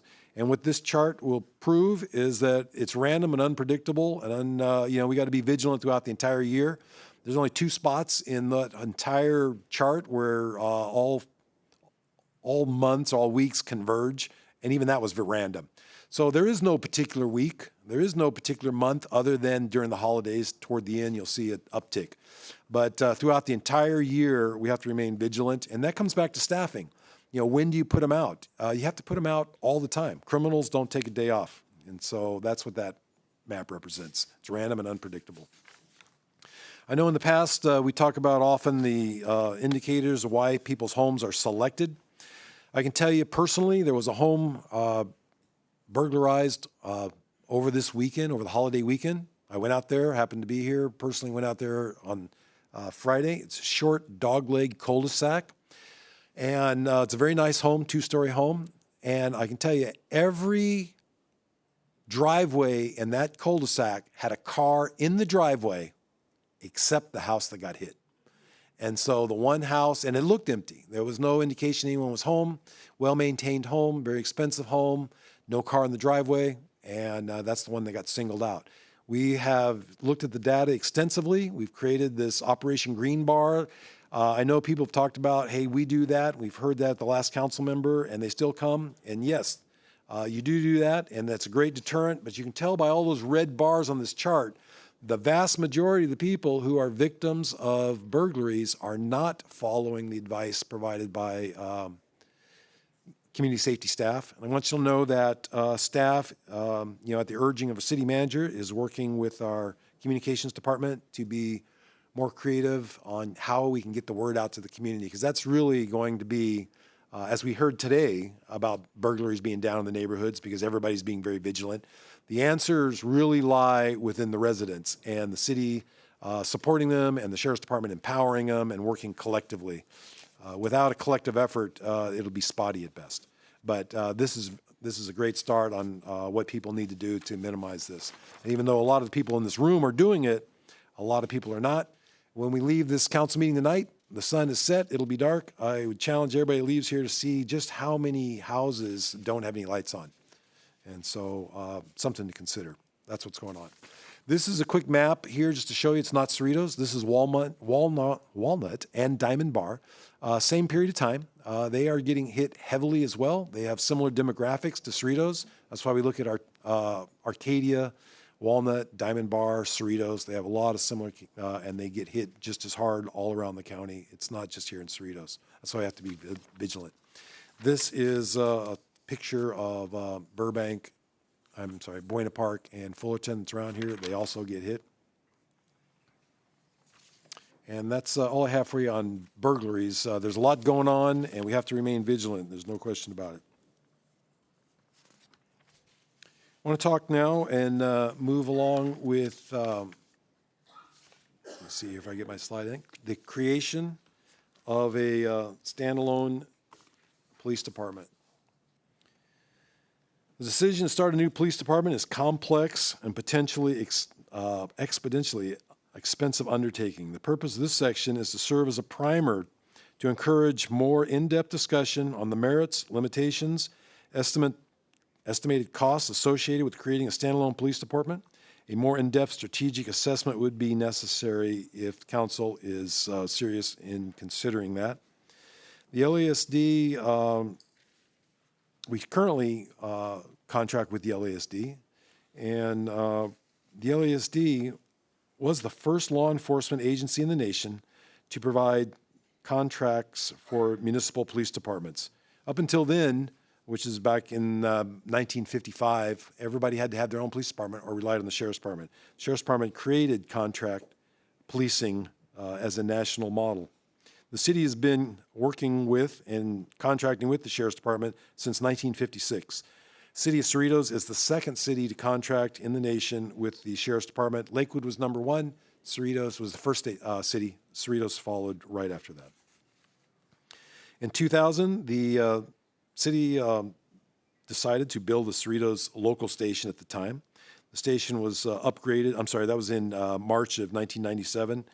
What was happening then, for those who don't know, the city was serviced out of Lakewood, which is a regional station, served 6 cities. The city decided that they wanted an enhanced service, if you would, so they invested in the Cerritos Sheriff Station, which is a very unique sheriff station. It is the only sheriff station that serves one city. All other sheriff stations are a regional police facility. They serve multiple cities, respond to multiple city councils and or contract or county areas. City of Cerritos de facto functions as the City of Cerritos Police Department staffed and managed by the Los Angeles County Sheriff's Department. With that, just want to talk a little bit about the advantages of remaining with the LA County Sheriff's Department. For those who may not be aware, the LA County Sheriff's Department is the largest sheriff's department in the United States. It is the 4th largest police department in the United States. New York is number 1. Chicago is number 2 in size. LAPD and LA Sheriff are tied, depends on who's hiring. They either sit at 3 or 4, but they are in the top 4 law enforcement agencies. Sheriff's Department employs approximately 18,000 employees, 9,800 sworn, and the rest are supporting staff.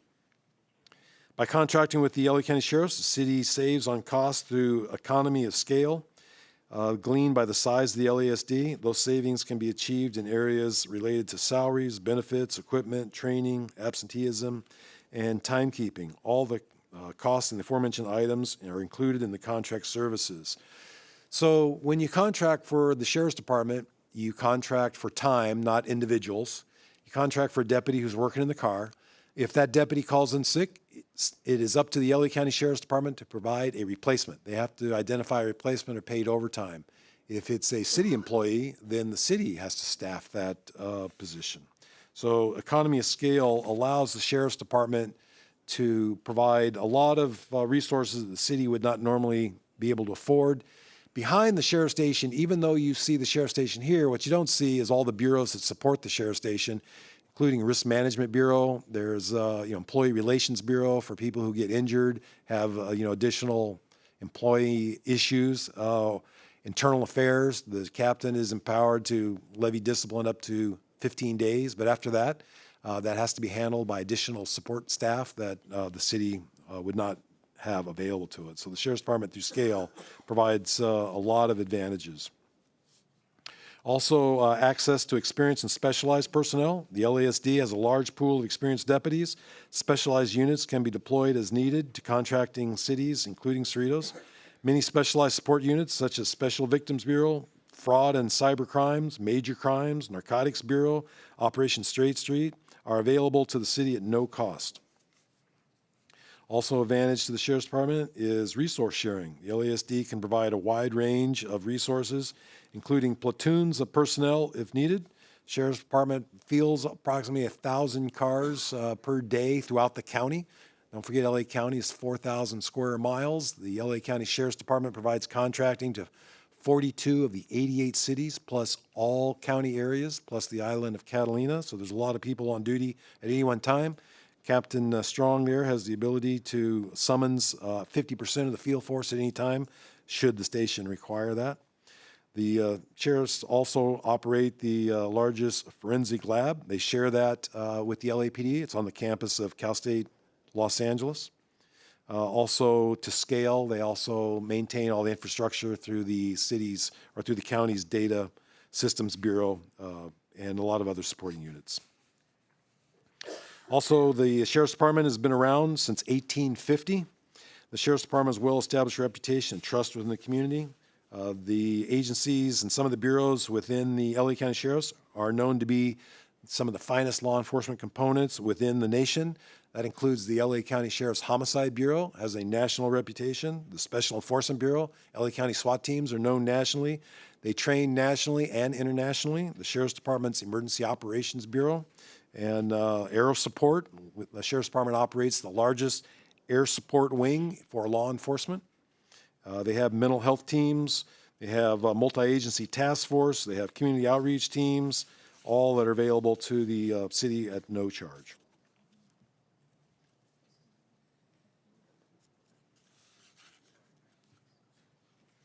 Additionally, the Sheriff's Department operates a regional service model. The LASD provides law enforcement services to each city within the county that immediately borders Cerritos. So Cerritos is challenged in that we sit up against the Orange County line, and we do not generally cross that unless it's a major emergency or law enforcement mutual aid, because they use different court system, different DAs, different coroners, different grand jury, different laws for county ordinances.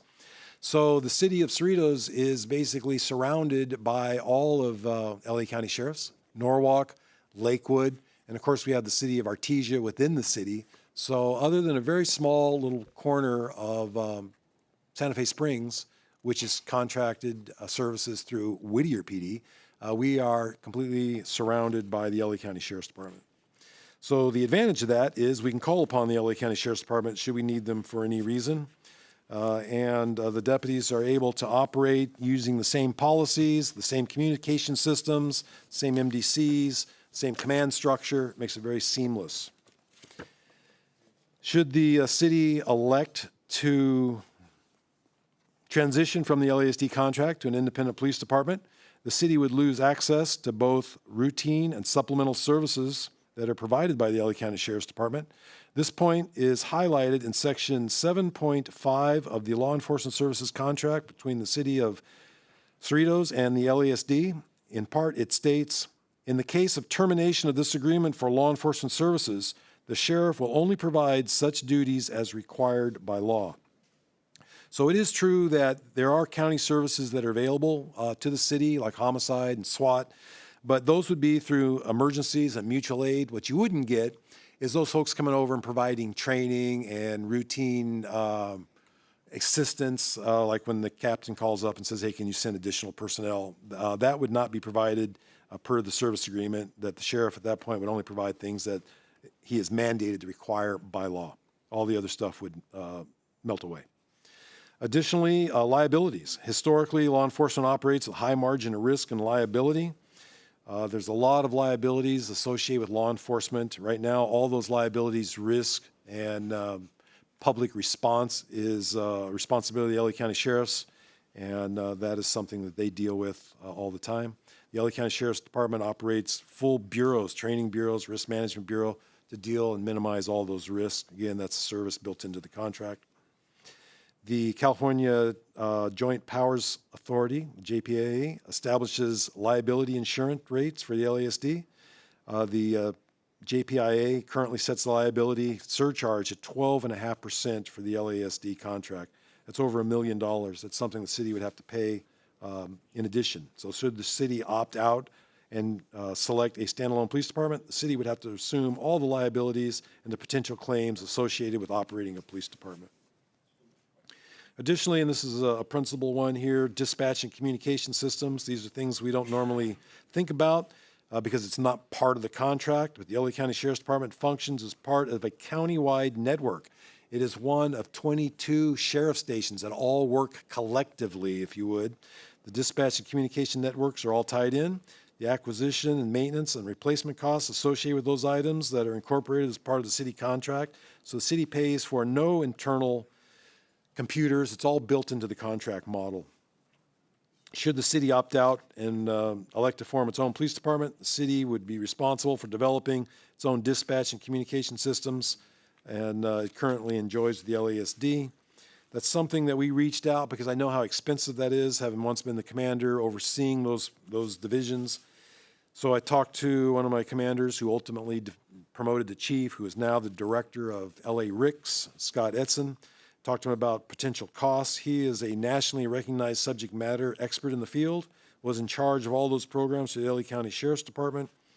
He estimated that if the city wanted to develop its own computer systems, dispatch systems, data networks for a standalone system, that that cost would be somewhere in the area of $10 to $15 million to do that.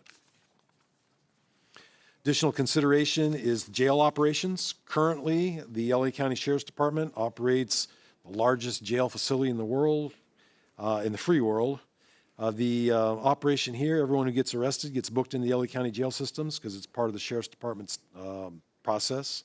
All jails are controlled and overseen by the Board of State Community Corrections, the BSCC. The LASD, like I said, operates the largest jail system in the nations. Currently, Cerritos Station is known as a temporary holding facility. We call it a jail, but it's not official type 1 jail. It's only a detention center. We keep people here, we book them, and then at the end of each night, they are transported to Lakewood where they're housed permanently.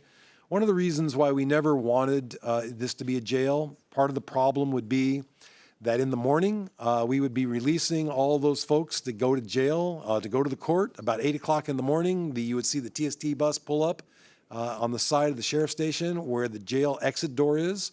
We would have to block off all the students because you would be seeing students coming and going from Cerritos High School being mixed in with the inmates, and that would all have to be rerouted and reconsidered. Another thing is the fleet. For those who don't think about it, the Sheriff's Department fleet is part of the contract. The Sheriff's Department fleet operates 33 law enforcement vehicles here. That would be approximately $3.5 million to replace the fleet. The LA County Sheriff's Department maintains all those vehicles. They provide the maintenance on it. They provide the vehicles themselves.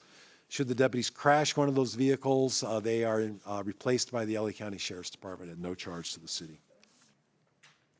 Those are some, but not all of the advantages. We don't want to get involved in that. Talking about creating a sheriff's department or a standalone police department is a very complex event, and we could go on this for very long. I just wanted to touch along the highlight points. I want to talk too on the opposing side here, the advantages of forming a Cerritos Police Department, because there are some advantages as well. Local control is the primary thing. The municipal police department allows the city to have direct control over its police department, its policies, its practices, and its personnel.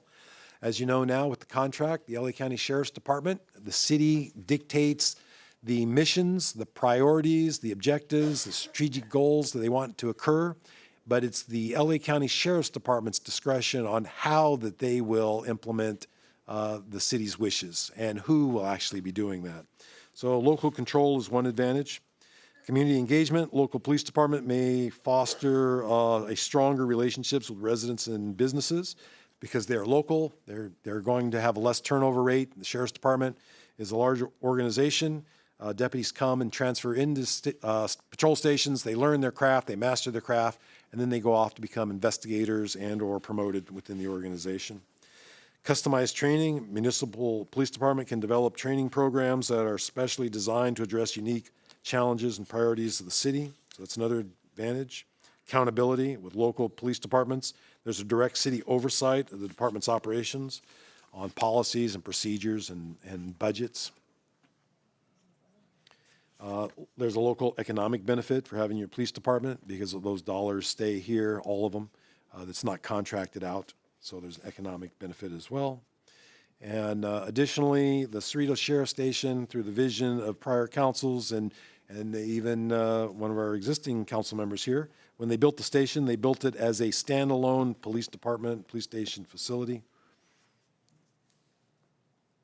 And that's the advantage as well.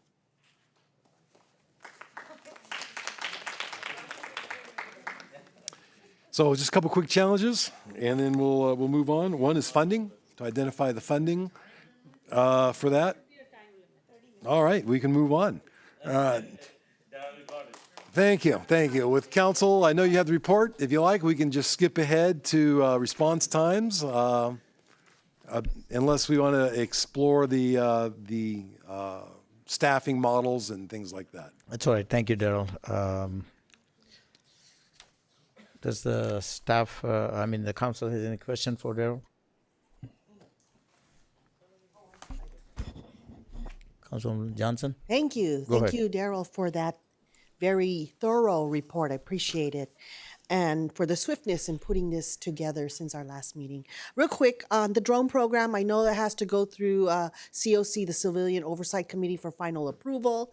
Just kind of want to get an estimate as to a timeline of when, from your memo going out to when it gets on, to when the captain's memo gets out to the COC, and when the expected time it would be agendized on their, for their meeting. Just a rough timeline. I can just say that, they do meet once a month. Right, yeah, yes. And so when it gets on, right, it just depends on if the deadline just happened, it could be put off to the final month. Oh. But Captain Strong could address that. Yeah, so I just, thank you, sir. I just spoke to the commander today, so we're going to get that done ASAP. We're already interviewing some candidates for the position. They're coming to show some drones to us. SCB is coming on Thursday. I think it's the 5th at 10:30 in the morning. They're going to show us some drones. We're going to see if they fit what we're trying to do here in Cerritos. and then they go take the test online.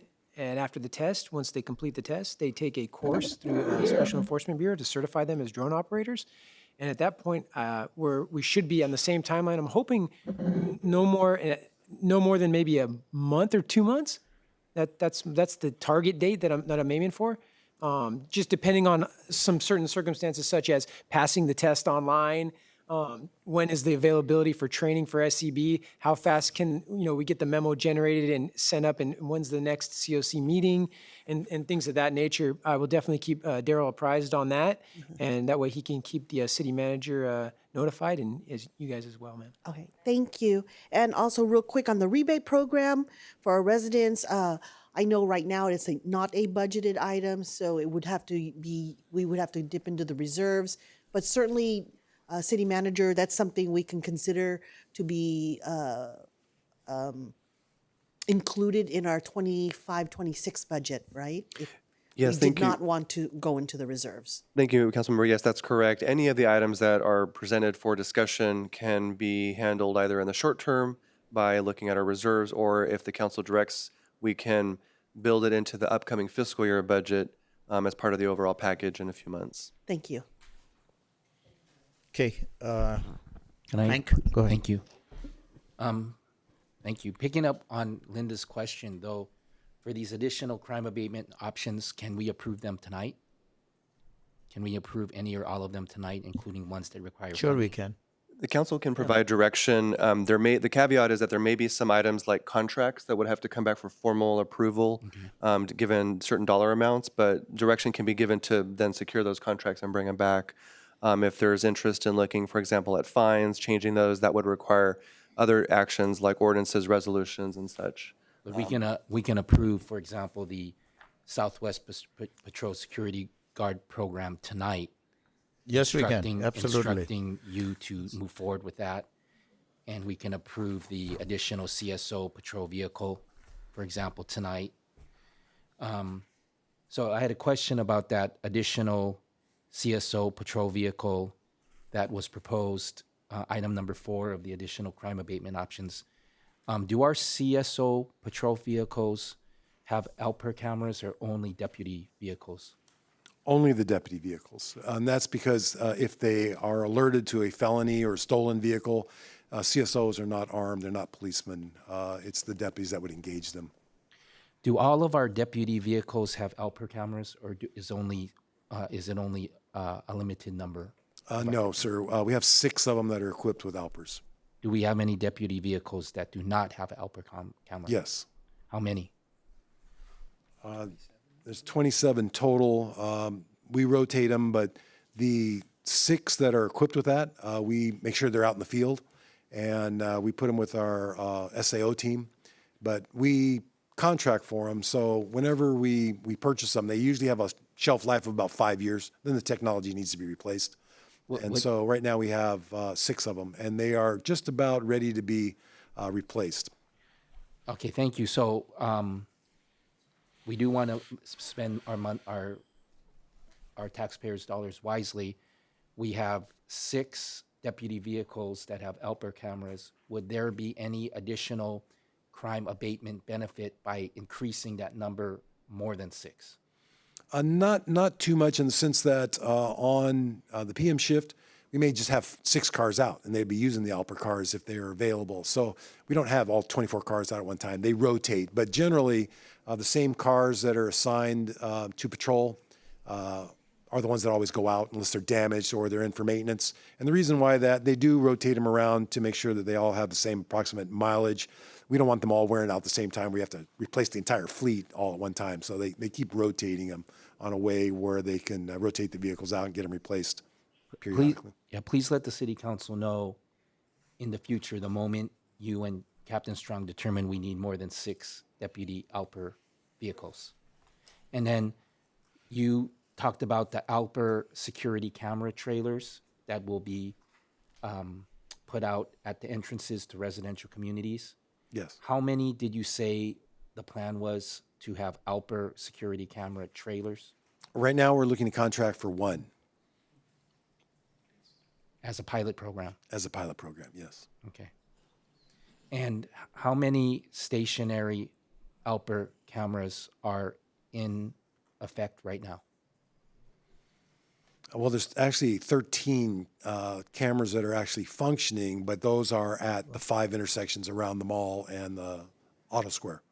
So again, intersections, there are 5 intersections, but it takes 13 cameras to cover all lanes in those intersections. And how many are in the works to be installed? So we are looking at 6 additional intersections, and we are waiting for the report to come back to tell us how many cameras will be necessary to cover all lanes of traffic in all directions for those 6 intersections. Thank you. Where? Thank you. Bruce, go ahead. Can you say where those cameras would be? Yes. Give me just a moment. I can.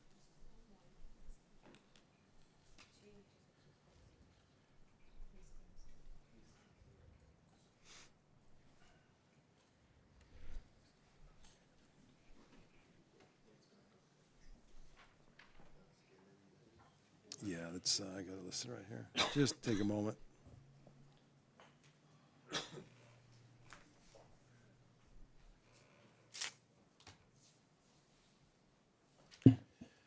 So again, working with the Sheriff's Department and the crime analyst, one of the cameras will be at 195th Street and Gridley.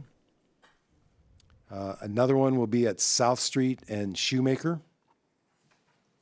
Another one will be at 183rd and Carmenita, right there around the on-ramp, off-ramp of the freeway and the quickest exit and or coming into the city. Also, we're putting them at Shoemaker at the 91 freeway off-ramp, on-ramp. So whenever anyone comes into the shopping area right there and or those residential tracks trying to flee the area onto the freeway. Additionally, Bloomfield and Artesia. And then the final one, 166 and Shoemaker. Okay, the map that you have right here doesn't show the crime that goes on around, the mall and the auto square. The map you have up right on the screen. And you don't have it for the town center. And someone's been sending me a map of the activity around the town center. Mm-hmm. And there's really quite a bit. And it's kind of split between people breaking into cars, as an opportunity, or going into a store and taking off, their freebies. How many cameras would you need to have? We can take a look at that.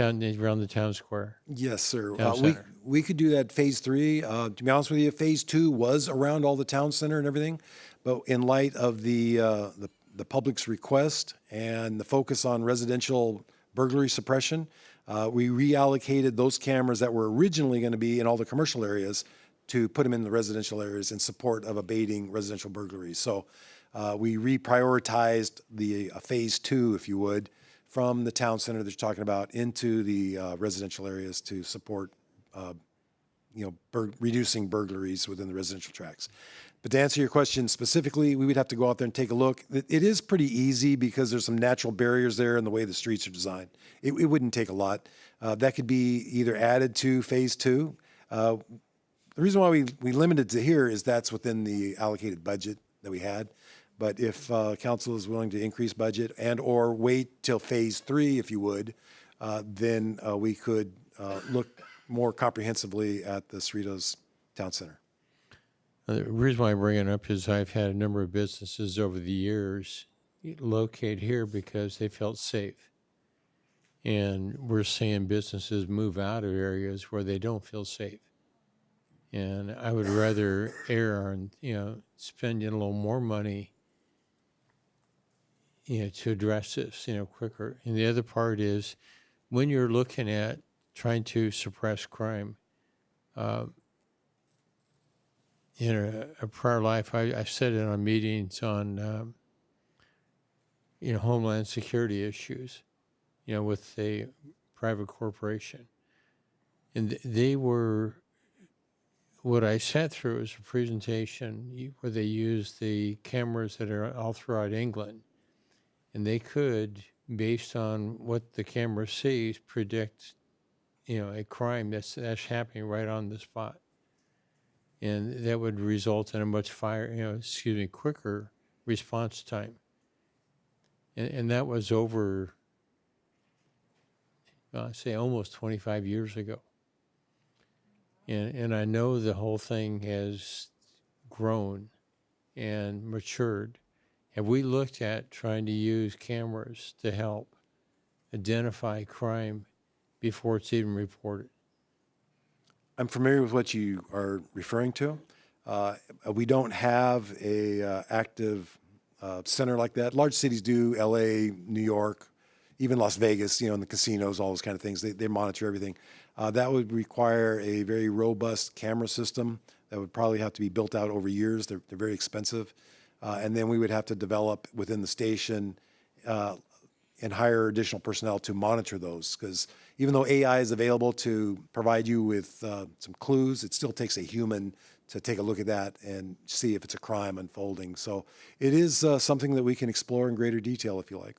Okay, my understanding is that if we use proprietary cameras and a system versus a scalable off-the-shelf system like the New York's use that, it reduces the cost of the camera, and the software reduces the involvement of an officer or staff to watch, because it will highlight right where it's happening. You don't have to watch 3 or 4 or 10,000 cameras.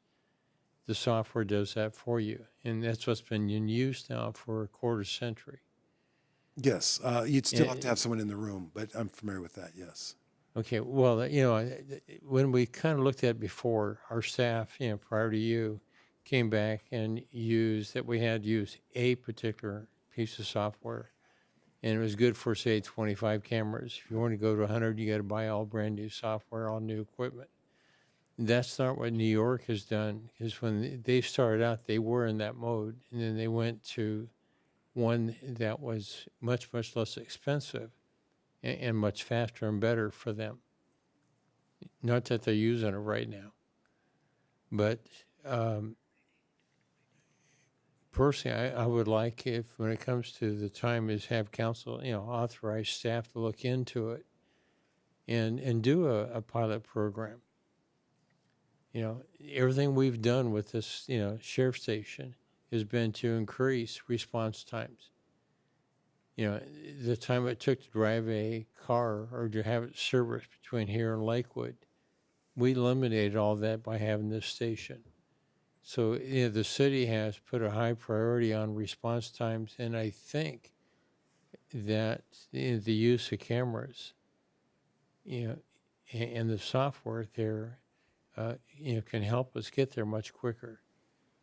And so when, Frank brought up the issue about the cost, I have no problem saying we should dip into our reserves, move this as quick as we can, and to adopt it. All the recommendations. I assume if we have 2 of the mobile, license plate readers, the automated ones, if we rent 2, is it the exact same price, or do we get a little bit of a discount if we get a second one? I would have to explore that. That is a Cerritos-based company, so I know they're working with us. Okay, because I know we have some neighborhoods that put in cameras themselves, and they get where the cars are coming and going, so you get the license plates, both ways. Do we know how many neighborhoods have done that already? No, because they don't register them with us. I mean, we know anecdotally, but I couldn't say with certainty who's done it and who has not, because they don't register them with the Sheriff's Department of the city. Okay, I'm only aware of a couple cameras like that personally. Mm-hmm. We used to have a complete fingerprint, department to help identify who, when people aren't wearing gloves. Do we still have all that equipment? No, sir. That was removed long ago at the request of the LA County Sheriff's Lab. And also, in the beginning, it was very effective. But after 20 years of CSI and everybody wearing gloves, the last time before it was removed, I looked at it.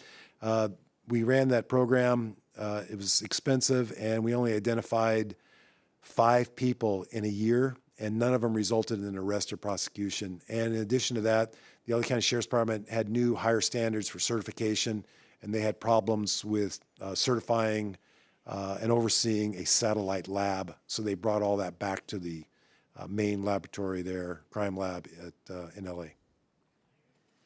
Okay, and then just to move over to the pros and cons of a standalone sheriff's department, did we look at joining, Whittier and any of the cities that they're with? Because I know we've had conversations between council members and a couple city managers over the years to form a joint powers authority, basically a smaller version of the sheriff's department. And I'm aware of how we've used extra resources from the sheriff's department, but have we looked at a smaller, model like that to see if that would be beneficial? I know with yourself on the committee, we looked at it earlier, and then COVID and the defund the police movement and all that, it sort of lost its appeal at the time. And in fact, law enforcement profession is still recovering from a lot of that, which is why it's difficult to find, police officers and hire police officers. As mentioned in the report, some agencies are paying up to $100,000 bonus. LAPD is providing many months of rent money just to have people join the department. So we haven't looked at that in a while. We could re-explore that if you like. I just wonder if it's prudent for us at this time take a look at it. Just the worst case scenario is that it might help us identify how to be more efficient, even with the LA Sheriff's Department. Because I'm not unhappy with them, and I'm very happy that we're responding with improving our service. With the Sheriff's Department, because I know in the past they've been a little reluctant to go ahead and be that flexible. So what we have in this report, I think, is very, very good. And Mayor, I'll leave it at that. But I want to say to the Sheriff's Department, thank you for the service you guys have been doing. And I'm looking forward to all the things that we're testing right now, how to improve that service. Thank you, sir. We appreciate the support. Thank you. John? Thank you.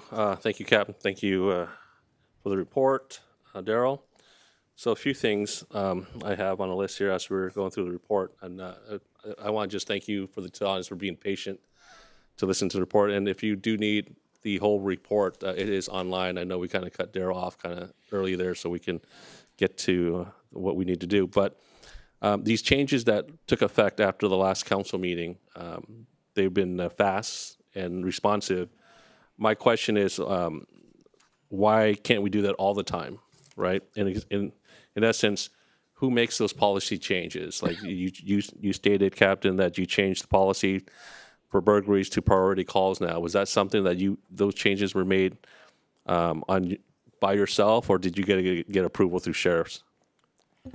No, I made those changes by myself, plus with the assistance of the approval of additional funds to hire 2 one-person patrol cars to help answer those audible alarm calls. So with your guys' assistance, we're able to put that through, whereas it's a lot more difficult to do that with personnel that are regularly on patrol, upgrading those calls to priority, sir, because there's a lot of those calls. Yes, thank you so much, Captain. So the reason I bring that up is we, as a city, can react quickly. And when it comes to things like that, thinking out of the box, if we need to, then if we can act independently of the Sheriff's Department to provide more services to our sheriff's deputies here, then let's do that. In the past, when we've heard, oh, we got to get okay with the Sheriff's Department, exactly. It sounds like we don't need that if we can get things done here locally with funding, with approval of council. Then I think we should take advantage of that, and we should really look into other options that we can do independently of the Sheriff's Department. Thank you for that. And then the mobile trailers that you brought up, first off, they're in Cerritos. I actually wouldn't mind stopping by there with staff to take a look at what type of trailers they have, what type of cameras they use, because if this is a new system that's being developed in Cerritos, do they use these trailers at other police departments right now, or are we going to be the first? They do use them in other jurisdictions. Okay, and what type of service do they provide in those jurisdictions? Is it for real-time response? Is it just for remote monitoring? Is it recording? It's both. I know they have a contract with the LAPD and some of their problematic areas. They put them on the street, and they act as visual deterrents. They also act as gathering evidence for prosecution. They've reduced drug sales, prostitutions, homeless issues once they locate those cameras. Those cameras that are being recorded, though, is there someone actively? You said there's a security company that monitors it. Yes. But they don't monitor it 24/7. They're not actually actively looking at those cameras just for us, because that's just not practical. Yes, they do have a security camera center, if you would. They also have a lot of contracts with other auto dealerships, but there is someone at their facility 24 hours a day watching it, and those are AI-based cameras, so they do alert for unusual behavior or the presence of someone. So. And the reason why I asked that is because there's one person monitoring all those cameras for all those companies, including Cerritos. Now, you said the dispatcher or someone here has access to those cameras. Do our control center here, are they able to control those cameras? One, are they controllable? And two, do our dispatchers or someone that monitors here locally able to move those cameras to get better views of certain, if there was a crime that occurred at an intersection where the mobile cameras were placed, can they control it? Or do they have to pick up a phone and call this company to look at it? That would I'd have to explore in greater detail. Okay. And I think that would be something that if we are going to rent something like this, that's kind of why I kind of want to go with you to take a look at this, is these services that they provide, if we have control over here locally, I think our dispatchers, I mean, it's one extra point that they might have to do, but I think if there's a call that comes in and that camera is there and they can control that camera and move it so they can deploy sheriffs or give them information real time, that'd be valuable. But if a camera just sits there and it just records, and then after the fact, we look back and see what happened versus trying to prevent it, I'd rather be, I'd rather try to prevent it than try to be, reactive afterwards. So if we're going to invest in cameras, I want a camera that actually does that type of work, not just to put it out there so the public can say we did something. So I kind of want that type of service here in Cerritos.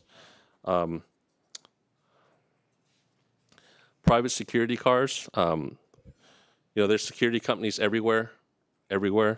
And, hopefully I'm not belittling the companies out there, but when it comes to law enforcement and security, there's a huge gap in regards to, authority and whatnot. In our essence, a security car here can be just seen, if we just use the same security car of everywhere else, can be seen as just a security car that might be work for a business. Are we able to put our own label on that private security car to identify those security as Cerritos issued private security, so that way the criminals want to know it's a city paid car where they're actually actively monitoring. Two, the residents can also recognize them as city security. I know your answer is going to be it's going to cost us money. Is it a private car? Are we able to just maybe create a magnet where we can just slap it on there when they show up for their shift? They can put it onto their vehicles and just say Cerritos, security on there, because I know there's a Southwest along their car and underneath says security. Can we slap our label over their Southwest or somewhere in the car that way it can be easily identifiable as to the Cerritos security? Excellent point. And yes, we can, and other cities do that as well. Okay, great. All right. The false alarms that you mentioned, where we're going to be increasing, well, I will support increasing it when that time comes. Do they distinguish between residential and commercials, or everyone pays the same fee? Everyone pays the same fee. If I may, because I know that's what everyone's here's for, is responding to alarms and burglary alarms. Just one final slide for you to absorb, and it shows you how many false alarms we actually go to, and those impact deputies' response time. So the slide before you up there shows that just during the months of September and October, there was 283 commercial alarms that went off and 125 residential alarms that went off.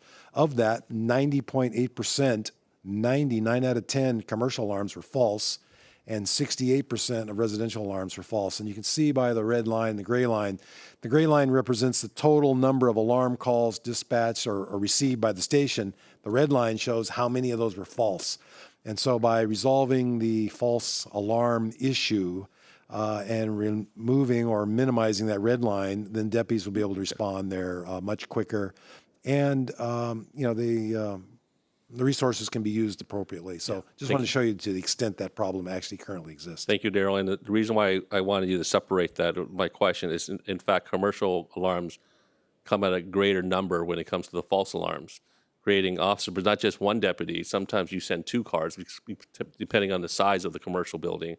That takes up more resources than a residential alarm where only 1 car might get sent with a 2-man in a car, or 2 vehicles with 1-man cars. And having said that, residential alarms, even on the stats here, are less prone to have false alarms compared to commercial. So when it comes to the fee structure for penalties, I kind of want to separate the two, because at the end of the day, our residents, we don't want to pose our residents to worry that their alarms will go off and then be charged an amount that we're going to be charging commercials. Business, right? And then they're going to end up turning off their alarms, worrying about another false alarm. Residentials, generally, once they get 1 or 2 false alarms and we educate them, they're going to go out there and fix it before the next alarm. Commercial alarm, though, it takes a little bit more effort, and then that area, I would like to make sure the penalties for that are a little bit greater.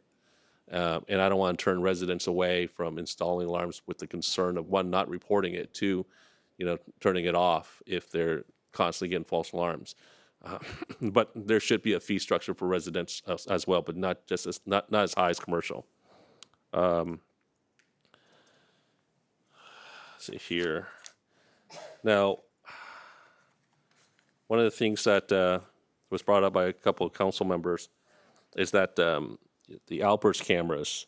Now, I know in the past, this council has discussed about making sure we install more cameras at fixed points instead of mobile points, meaning being in police cars, on police cars. Reason being is those sheriff's cars sometimes are not being used. Sometimes they're in the parking lot. Sometimes they're at a call, handling a call for sometimes hours at a time. Whereas if we have cameras at fixed points, that's running 24/7, and we can designate those locations. So I would like to designate funding for fixed points cameras that we're doing right now before we start spending some money on additional mobile outburst cameras, because we've already had this discussion. We've already said that those cameras, sometimes the vehicles are out of order, sometimes they're being parked in the parking lot, sometimes they're handling a call and they're standing in one location for a while. And then with that being said, though, I know you had mentioned if CSO cars had outburst cameras, if they run through a license plate and it comes back to a felony. I know other cities have it on their parking enforcement cars. I know City of Torrance has it on parking enforcement. And the reason being is because those parking enforcement cars go up and down residential streets all the time. And so they provide resources for those cameras and data for that camera as well. And so it's not that if you do get a hit that those CSOs are expected to respond. It will be a hit where the sheriff's department will get the call and they'll dispatch a sheriff's deputy. So I actually think in that instance, because our CSOs are going to be driving around in addition to the sheriff's department, but they are tasked to drive up and down residential streets, that maybe we do look at maybe installing an outburst cameras on at least 1 CSO car. That way, 1 can collect data, 2, it'll be more exposed to more plates, and they're constantly driving. They're expected to drive, enforce the parking laws, driving up, reading plates up and down the streets. And so in that instance, that mobile capability would be beneficial for a vehicle that's designated as parking enforcement. So I would be open to doing that with the CSOs. But again, I would designate funding right now more for fixed points.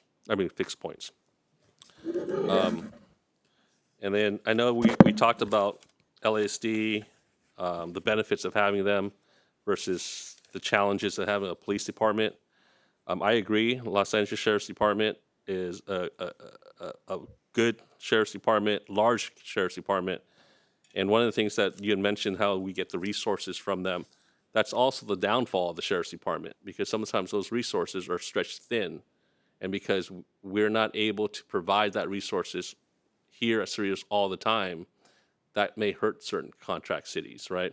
Like that, the burglary suppression team, you had mentioned there's 1 sergeant and 8 deputies.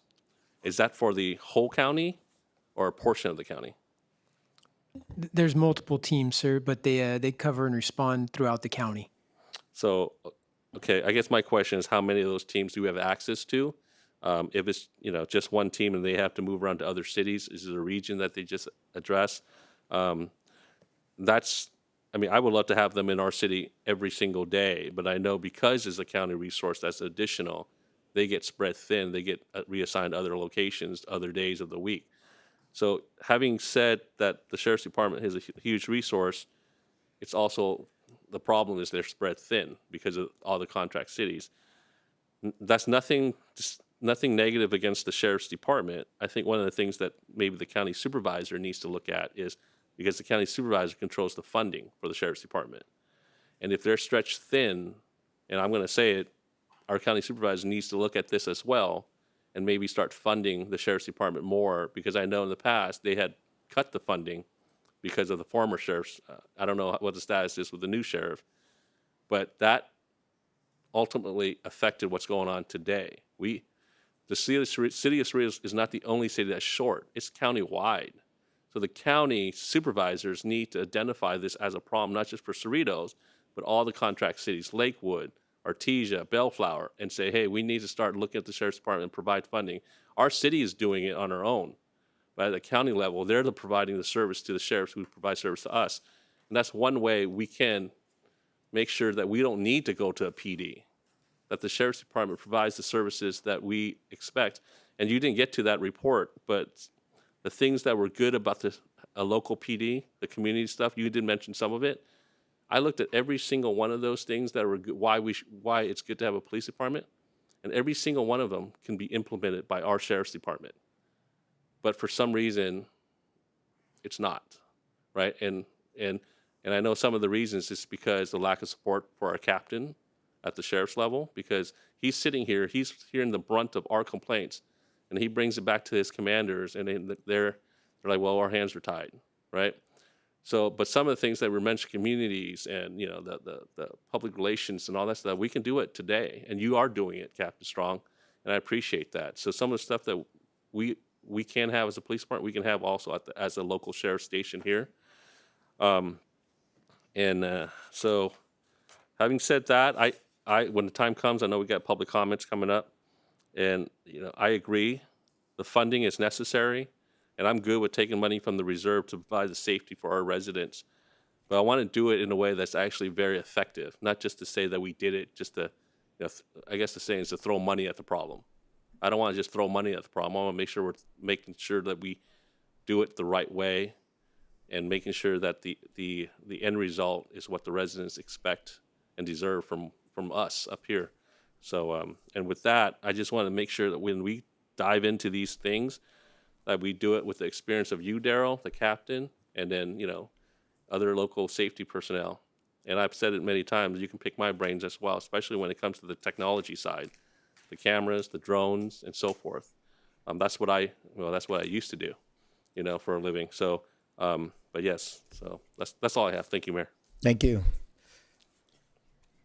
Mr. Barrows? Yes, just I want to build on a question, on a comment that Chung did. In my notes, I wrote down, when we send a squad car out, we only have one deputy per car. Is that true? That is correct, sir. One deputy per car. Okay, and if for some reason they feel they need to have more than one deputy, respond, we don't identify how many of these calls. See, we had 2 or more cars go out on. Do we have that number somewhere? Yes, we can compile those statistics. You're referring to how many calls for service do we have more than one unit responding? And some of the units are 2-man, however, they're training units. So the training units will have two. They'll have the trainee and the training officer. However, the normal contract cars service one person per car. But if there's multiple cars that respond to a call, we have that data, and we have that's on record. Okay, I'm just curious as to how, that affects our budget and the, response time. And I'm just aware, one of my sons saw something going on in Loma Park, and I know we ended up with Skynight, we ended up with squad cars. They waited for, I think it was 3 cars to respond. So the first car there waited around the corner, then 2 more came, and then they went. And I know that there's something happened on my block. I saw 3 or 4 squad cars, respond to whatever it was. So, I just got thinking, how effective is our ability to respond if we need more than 1 car, and how often, that is? So when you're looking at the 1 car model versus the 2 car, you have that stance that you just mentioned. However, on the other side of the coin, you could say, well, if there's 2 audible burglary calls and you have 1 2-man car, you can't be at 2 places at one time, sir. So if you have 2 1-man cars, or 2 1-person cars, they can each go to a burglary audible call and do it in a faster time rate. If they need additional assistance, they can call for additional assistance while they're there. But if you have 1 car with 2 people in it instead, they can only be at 1 call at a time. However, there's certain circumstances, such as violent crimes and things like that, that the 1-man car will wait for an additional car to go to for safety purposes before they come in. As far as waiting for 3 cars to make an approach on a location, that's rare. But certain circumstances may dictate that, depending on the tactics used in the call for service. I don't really want to get into what tactics we use as far as how we respond to certain calls. However, there are calls that require us, in best practice, to apprehend the suspects, to utilize 3 cars at a call. Not necessarily will they wait around the corner for 3 cars together, but they may be at different locations near and around the home, and for those type of purposes, for tactical purposes. I appreciate the discretion that you're referring to, because, the one involved multiple cars with drugs, and that's what the helicopter was, at a good altitude, staying on top of. But I guess my question really deals with, do we have sufficient manpower if we do have to use more than 1 car very often? We do have sufficient manpower. All the positions are covered. In addition to those positions, there's 2 more positions now that have been funded. Deputies are responding in record times at this point in time right now. So I feel like the resources that we have, the deputies currently, we're breaking ground on best time responses that I've seen here at the station as long as I've been here for audible burglary alarm calls, and they're doing a great job. There's always room for improvement. I'm not going to say that there's no room for improvement. We're not perfect. However, I think we're taking some great strides in the right direction right now to serve the public as best we can. And I think, at this point, I think a lot of the residents feel the same way. I've been contacted by multiple residents that said, recently, certain locations that have been hit multiple times have, we've thwarted off burglaries at some of these locations. Some individuals that were, vocal during the last council meeting have contacted me, and in the public safety meeting stated that they were thankful for the response to a neighbor's house that was being burglarized, the response time to those. So I think we're taking great strides in the right direction, sir. 1-man cars versus 2-man cars. Well, it would be great if every car was a 2-man car throughout the entire city. Obviously, that would cost a lot more money, and we'd have to, redeploy accordingly. However, I believe the 1-man car it works very well as well. As long as you work as a team and you're coordinating properly and working together, it's a very effective way to apprehend suspects. So I've never had an issue with that type of policing. I've worked 2-man cars. I've worked a 1-man car. You can be more aggressive sometimes in a 2-man car, but you can never be 2 places at one time. I appreciate it. Thank you, Captain. Thank you. Thank you, Mayor. If I can take the mic back real quick, I got a few more questions I missed here. On the Alpers cameras that were getting installed, and I know we had in the past, dispatch, do they have access to Vigilant and be able to run plates, let's say, for example, a crime that happens at the mall. Now we have cameras there at the mall. Do our dispatchers, let's say a deputy calls up, hey, can you check for a black Toyota Corolla that left about 15 ago? Can you check for that? And are they able to review those tapes and run that through Vigilant right away? So they're able to access the data that's in those cameras. It's saved for 5 years. During the actual incident, I have to look into it. It's fairly new here in Cerritos, so we're kind of navigating through the process. It's been successful for us so far. We've made an arrest off a stolen vehicle already on the system. We just got the system to be updated in every single patrol car, so when the hits come to those cameras, now they're being updated in the MDC and the patrol cars, whereas before it was notified in dispatch. So we're still working through some of the capabilities of the program. At other stations, I was a patrol deputy or a sergeant, so I didn't work hands-on with the system inside dispatch. But I can get that information to you, sir, and we can look into that. But I know detectives use it after the case to investigate, but I'll look into the real-time use of it by the dispatcher. Obviously, they're alerted on any plate or anything like that comes into dispatch if it's stolen, used in a crime, felony vehicle, or anything like that. But as far as them looking into the system for a just occurred crime, I'd have to ask them and see what the capabilities of it are. I believe they can, but I have to ask them. Yeah, if not, then that's just simple training that we can teach. That all of them should have access, and then not just that, all the patrol deputies also can have access to.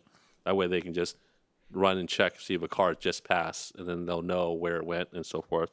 And that's routine when it comes to outburst cameras. So hopefully ours have that. The other question I had was you had asked for authorization for $40,000 in addition for holidays, right? Is that addition to the additional overtime that we already allocated? Right, so that's additional $40,000 just for the holidays. Yes, that would be an additional $40,000. So you're absolutely correct. In the budget, we do have a fund for $40,000 that we supplement overtime for the deputies in all the commercial districts because of such the volume. This would be an additional 40 used for overtime strictly for saturation patrol within residential tracks. Prior to this request, we would use the old budgeted overtime for our holiday patrol. That's correct. So now we're going to add that to it. Okay, that's. I would say we continue to leave that amount annually instead of just for holidays, just to budget that every single year moving forward. And the other thing is the community safety meeting that was had here a couple weeks ago. It was a huge turnout. Some of the things that, I remember when I was on the safety committee, I had wondered why it wasn't televised. And the response I got back was, some of the things we talked about might be sensitive and so forth. I don't think that's something that we are concerned with. I don't know if we can start televising the community safety meetings inside the center over there, or if there's a cost to televising that, because it seems like residents are more interested in that today than they were 15 years ago. And to provide that information, because we want to be transparent, we always want to make sure we give the resources out to the residents. I would like to ask, consensus to have staff look into possibly televising the safety committee meetings. I know that there's no sensitive information that you, Captain, or you, Darryl, will ever give to even the safety committee members or us here televised. So I don't think that's a concern. I think the information that is provided to the committee, though, is good resource, good information for our residents who can't make it. And that way, if they can't come out in 100, 200 strong, they're at least at home watching and understanding what's going on. So I would like consensus on that. Yes. Yes, and if we could actually do it here in council chambers. No, because you have the 10 members seating. can be, there are, each council has a 2 appointees, so you got 10. It's They possible. Well, yeah, Oh. they can do it. Well, it's from also there. possible up here too, I think, because when we had Debates. there's like 9, 10 people, and they just put extra mics. It's just So, better yeah. accommodations for our residents. Yeah, I don't know. But yes, that- I give consensus. Yeah, I don't know that staff time and all that. If I could just comment on that, it would be easier on staff to hold it here because it's set up for that. We would have to, allocate staff time to create that environment, a broadcast studio basically in the EOC, and then break it down when it's all over. Just do it here. Yeah, I'm good with doing it here. You can do it here. Last time we had the committee members just sit where staff is here, and it worked out very well. Okay. Thank you. And that's all I have. Thank you. And if I may just add, just to clarify with the consensus direction, to look into filming or recording or televising the safety committee Forget meetings. the looking into it. Let's do it. Okay, so it is a budget item. It does involve additional man Sure. hours, contract staff, so we can yeah. provide that information. That's fine. Okay. Thank you. Thank you. All right. I'll now open for the public comments. If anyone would like to speak on this item, and I have two speakers, Mel Cortez.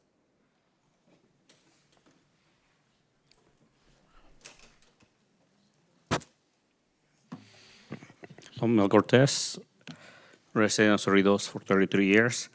Thank you. Some of the things that I was going to ask, you already brought them up, and you actually approved them already, so thank you.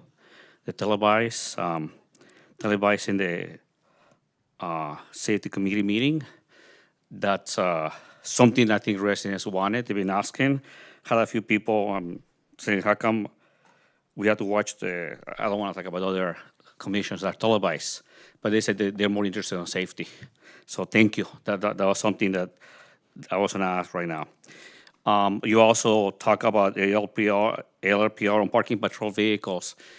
I remember seeing something around May, June, we were talking about budget, allocating, I saw I have it right here, $50,000 to evaluate ALPRs on city parking play readers for parking cars, for parking patrol. So I saw that, I found out on the information that you had already budget meetings in the spring. So I'm not sure if it happened or not.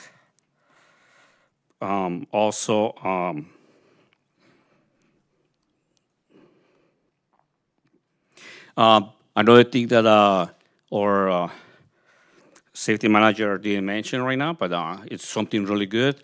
To neighborhood watch, one of the deputies that was working with us before, Deputy Cham, is already started helping us.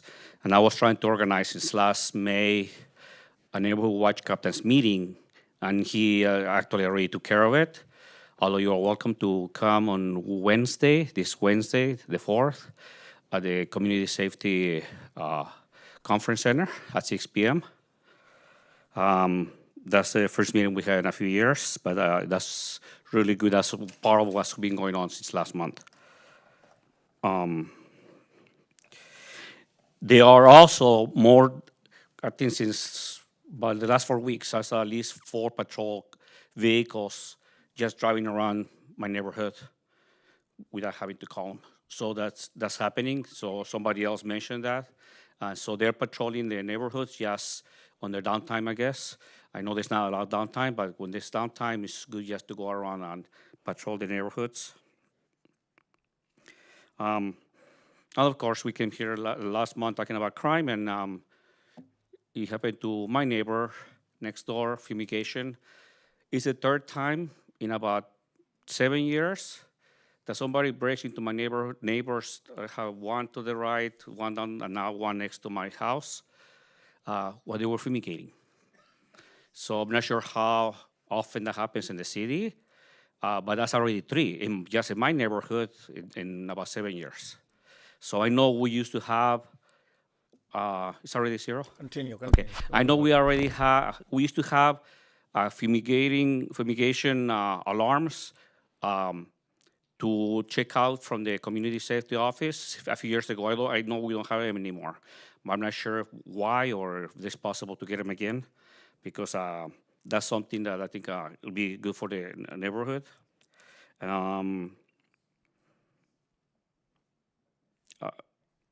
Everything else that I had comments to you already talked about, and thank you for all the work that Captain Strong is doing, Mr. Evans, and all 5 of you, and our city manager. So I see a lot of happy people, a lot of happy residents, and we're still on edge because they're still coming. So, but hopefully they'll go to the neighboring cities. So Thank you, Mel. Happy holiday. Arti Adruvayu. Hi, good evening, everyone. I came here to talk on a different topic, but having to wait 2.5 hours to voice my concern, I feel very disrespected. There's a lot of people here who have been waiting, who came to this meeting. This is my second meeting. I came last time, and within half an hour, I was able to voice my concern. And it's just crazy that I don't even know when I'm going to be able to speak. And if people like us, law-abiding citizens, tax-paying residents, we're coming here because we want to say something, we want to share a concern, we should be given some respect as to what is our time and when we are allowed to speak. Because had I known that I would be speaking after 9 p.m., I would have not left my home at 6:30. Okay, so the issue, I have a big issue, but I don't have the time. So I hope at least one of you has that leadership enough to reach out to me and schedule an appointment and listen to what I have to share. What is your problem anyway? Can you at least tell us? The day when the meeting happened, 2 houses down from my house got burglarized. At 10 p.m. when we were driving back, we saw what was going on. This is 2 houses down my street, Park Street, Zone 59, intersection of Bloomfield and Lucas, which feeds right into the 91 freeway. I live like 10 seconds driving distance from my home to entering the ramp. And the very next day, in the afternoon, my neighbor called me. She was in UK. She said, can you step out of your home and go near my front door because I see somebody hovering around my front door. Can you step out? I did. And I said, no, there's nobody. It's all safe. It's all fine. This is 2:30 in the afternoon. The mail lady pulls up right in front of me. I say hi. She starts delivering mail. I'm on the phone talking to the neighbor. 2:30 in the afternoon, a Tesla pulls up. The guy sees me. He sees that I'm looking, pulls up, parks right near the mail truck. And I'm talking to this neighbor. I said, hold on, let me call you, but there's something spooky happening right here. No number plate. No number plate, front or back. And the guy has the audacity, looking at me, he goes to the mail truck. He knows exactly in 10 seconds what to do. Pulls up a crowbar, boom, boom, boom, knows exactly how to break open that mail truck, steals like 2 or 3 boxes of mail, and in less than 15 seconds, he's gone. In less than 15 seconds.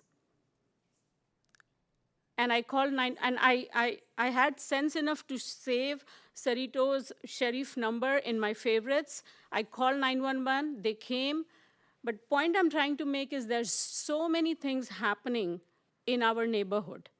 And we definitely need that camera installed right on Bloomfield and Lucas, because that's where I'm seeing people escape. It's like the easiest way to get out and onto the freeway. So what can we do? Can we have a system to penalize cars that have tinted windows? What do I do if I see a car? I'm driving on Bloomfield and I see a car with no number plate. What do I do? Call sheriff. And then, like, what do I tell them? The car, there's no number plate. What are we supposed to do? Can we? You can call the sheriffs, let them know there's a vehicle that's driving around your neighborhood with no license plates on it, which is suspicious. They'll enter a call and they should send a deputy out. So you don't have to wait until that car actually has to do something. The mere fact that the vehicle's driving with no license plates on it and they're driving around residential streets, that's a concern for you as a resident based on the fact of all the residential burglaries that's been occurring in that area. Yeah. The sheriff's is aware of the location, that they know how often it's occurred.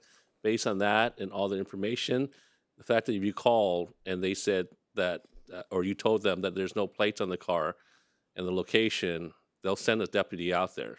And you heard Captain Strong saying that now he's changed the priorities on these type of calls where the deputies should get there quicker than before. Because the expectation of the residents and the council is for them to show up because it's happening so often that it's not that routine call anymore. So please, I encourage you to call the Sheriff's Department. And if you're concerned about what they won't do, then you can reach out to one of us and we'll make sure that Captain Strong gets that information as well. But you should for the sake of not just for you, but for your neighborhood, to call the sheriff's department if you see something, and it's very easy because you'll feel the hair sticking up the back of your neck, right? Yeah. You're a little concerned. When anybody feels that, and I tell them this, when they start feeling that, that's a concern that you should react upon. And so just call the sheriff's department, let them know. And sometimes calling the sheriff's department, people are nervous to do so as well because they've never called the sheriff's department, they don't know what to expect. But I encourage you to call them because that right there, in the state of California right now, you can't drive around with no license plates anymore on any car. Yeah. So that alone is suspicious to me. And that's something that is deserving of a sheriff's phone call, and they'll send a deputy out. Okay? I think Captain Drew wanted to say something. Yes, thank you, sir. In that particular instance, what you're seeing is what we would call somebody that appears to be casing the area for a potential place to burglarize. So if you see suspicious activity, you don't have to wait till you see them propping open the back of a postal service car. As soon as you see that vehicle and you're concerned and they have, no plates on the car, tinted windows, based on the number of burglaries that have been occurring, give us a call, tell them these exact words. I believe this vehicle may be casing the area. We've had a lot of burglaries in our area. Could you please come check out the car? It has no plates and it has tinted windows, and we'd be happy to respond out there and check it out. The sooner we can get that information, the more effectively we can deter crime. As you said yourself, it was literally 15 seconds from the seconds from the moment the person pulled up to the back of the mail truck, got the mail, and left. So I'd like to go back when I look at this response times. It's very difficult to get anywhere in 15 seconds. So the sooner you call about the suspicious car, the more likely we're going to pull up as they're trying to take that mail out of the back of the car, instead of you making the call once they're pulling the mail out of the back of the car and you're actually seeing the crime. We're trying to prevent the crime, not report it once it's occurring. Do you understand what I'm saying? Right. So that's kind of what we're seeking to do. And in that particular instance, if something, like you said, if the hair on the back of your neck stands up, give us a call. We'll come out there and we'll take a look. There's no problem with it.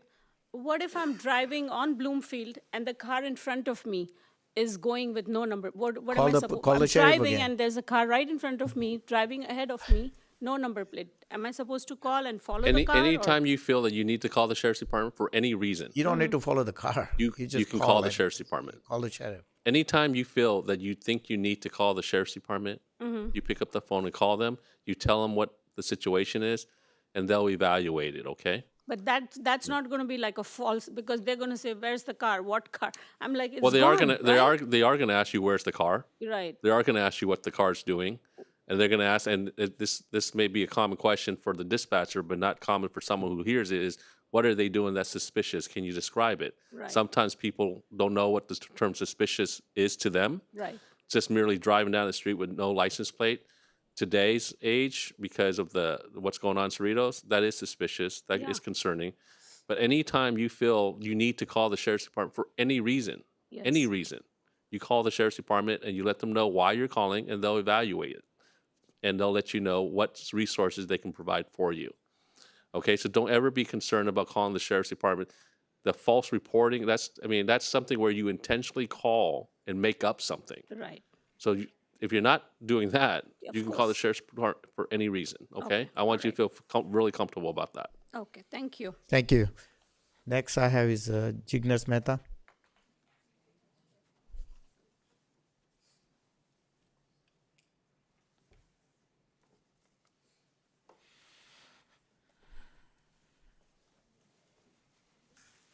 Thank you, everyone.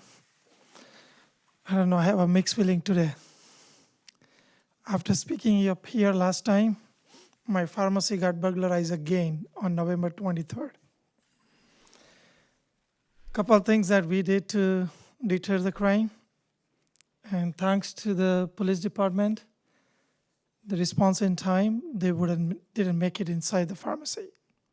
So that's why I say it's a double the feeling. We able to deter the crime, but definitely not apprehend the criminals. So once again, my suggestion is keep doing the same thing again and again, over and over, until they give up. We will not give up until they give up. So make sure that we do continuous improvement, continuous technological, physical, and by any means, financial means, to improve to security for the citizens of Cerritos. Now, about the crime that I just listened about, the Tesla, can we summons the Tesla? They have the videos in them. They probably have better idea to get that video and get it done within the Tesla. I'm not sure whether we're able to or not, but at least we can give a try. That is common practice for detectives to do. If they know the Tesla's there, they do pull records from the video camera with the owner's permission. So I don't know where the case is, where detectives are, but generally speaking, that is common practice. If they know there's a Tesla at the location, that they would pull video from that Tesla. And this is stuff like, things that we may not want to say publicly, but since you said it, Teslas are very prone to have a lot of cameras for us. Okay, I think they are also watching the videos from here too. That's why they try to break in my pharmacy because, okay, let's go after them. Anyway, so the good part of the cameras and a bad part of the cameras. That's what I'm trying to mention here. But thank you, everyone. I would like to say all your combined effort, at least we deter this time for sure, and we will deter more. Thank you and have a happy holidays. Thank you. I don't have any more cards. It didn't pop up here. Anyway, go ahead. Okay, good work by City Council and Sheriff Department. It's great. I mean, it was amazing to see all the stuff coming up, forming. It's all the stuff. I'm glad to see the captain and Daryl talking about the presentation and the tools they're planning on to put in. But I would like to see neighborhood captains be part of that process, picking the technology tools. Chung Woo mentioned good comments. Bruce mentioned good comments. But I think neighborhood captains, Mel and those guys should be also, because we are all techie people. So I think it would be nice to see them involved in the process. And another, why do we need CSO cars? We're in California, nice weather. Why can't we, cars cost expensive. Why can't, I know there are 3 bikes. Why can't we have more bikes instead of cars? The city is not too big here, right? We could reduce the cost there. Another one is, I see only 30 to 40% of the homes are lit. We have every year, twice a year or every year, our city people drive by to see if the lights are off. Lights are still, holiday lights are still on in January end or something. So I'm a Hindu. We have a big festivities in January and we keep our lights on. When these guys come, they can take a survey of the entire homes. Is there lights on? If their lights are not there, at least send out a permit, letter or something. Hey, you guys don't have lighting on. So that would be helpful. They're already coming, going around the city, every home, doing this. It would be helpful if you guys can do that. So that way we'll have more lighting in the entire neighborhood. So those are the things I have. But thanks a lot. Really appreciate. And I think this is never-ending thing. Hackers will always hack. Thieves will always, do different ways. But it's a never-ending thing. So I think safety committee and neighborhood captains need to have more agile, quick meetings instead of once a month meetings or what. Thank you. Thank Really you, Anna. Appreciate it, guys. Thank you. Thanks a lot. Okay, are there any other speakers on this item like to speak?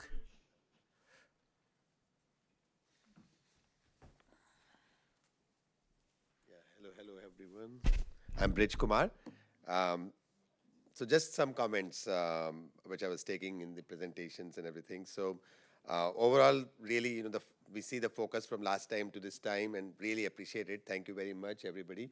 So like everybody is saying, the work has started, but we need to keep the focus on, and this is very important for all of us to stay here and stay safely.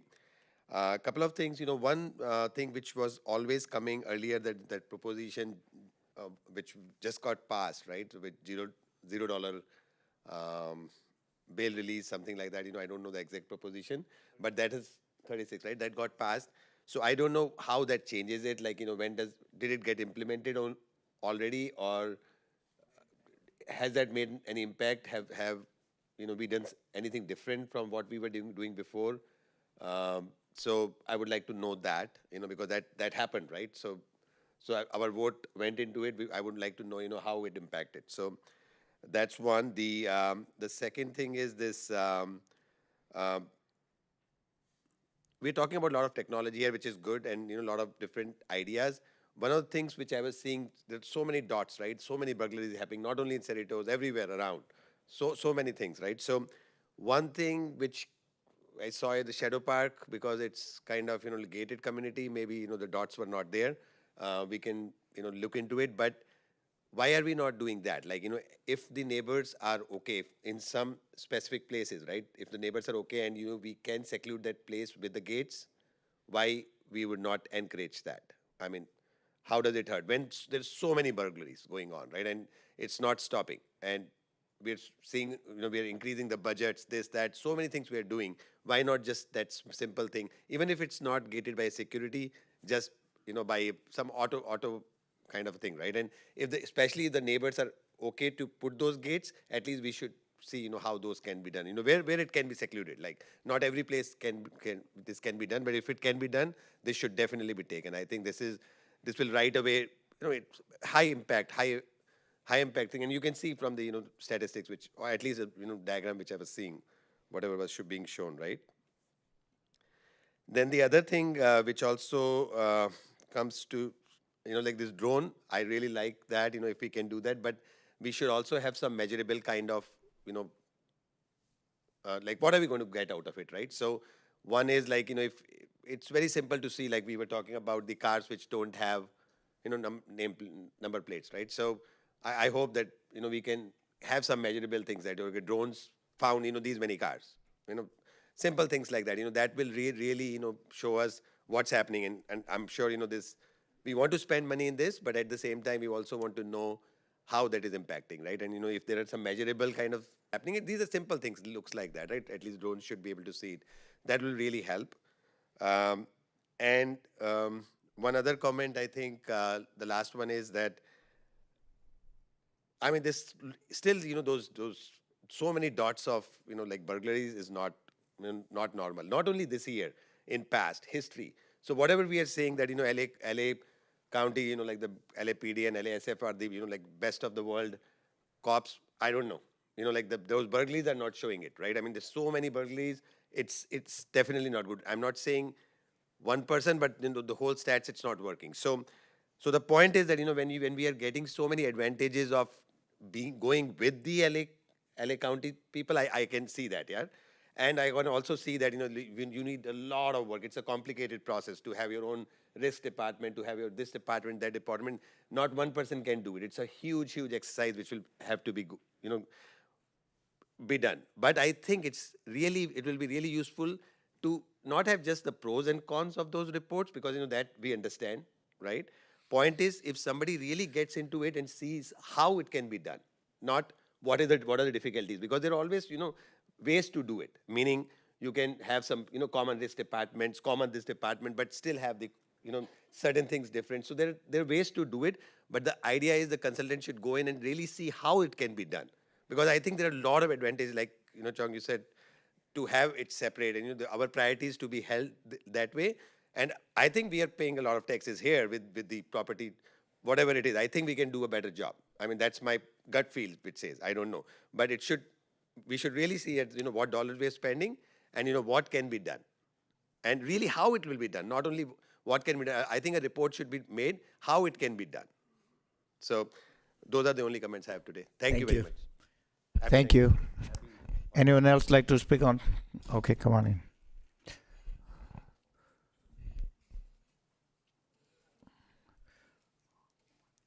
Hi, my name is Amit. Last city council, I was here, and I did raise my concern of 20 minutes response time. I just want to say thank you to Captain. I did came to safety committee, and I did mention it. Right after that, we went on a vacation to Vegas. And while we were there was a alarm in my friend's place, and they responded within 5 minutes. And they just got a little crack on the window, and we were able to prevent it.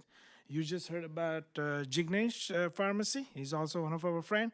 The response time less than 5 minutes, and actually nothing got damaged. They just opened one door. They could not get through security door, and they ran away. So I call it really big success from my last meeting to now, and so thank you.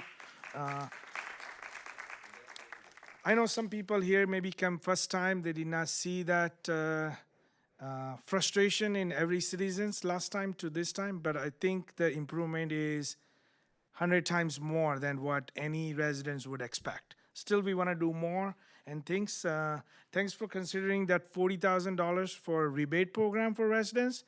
I would vote against it. Maybe use that money to appreciate our sheriff department or anybody who can prevent it. So if you ask any residents, that little money back to them might not help. If we can improve one more extra camera during the freeway, if we can save one or appreciate the sheriff department, I would vote for that one. And that's all. I just want to say thank you to City Council, and everybody keep up a good work. I think we are on the right path. Thank you. Anyone else like to speak on this item? Seeing none, we'll close the public hearing, bring it back for the council. Do you have any more questions? If it's not, do we have, what are we going to do with this? I'll make a motion for staff recommendations on all items. All items? Okay, I second that. Can I have clarification, Chung?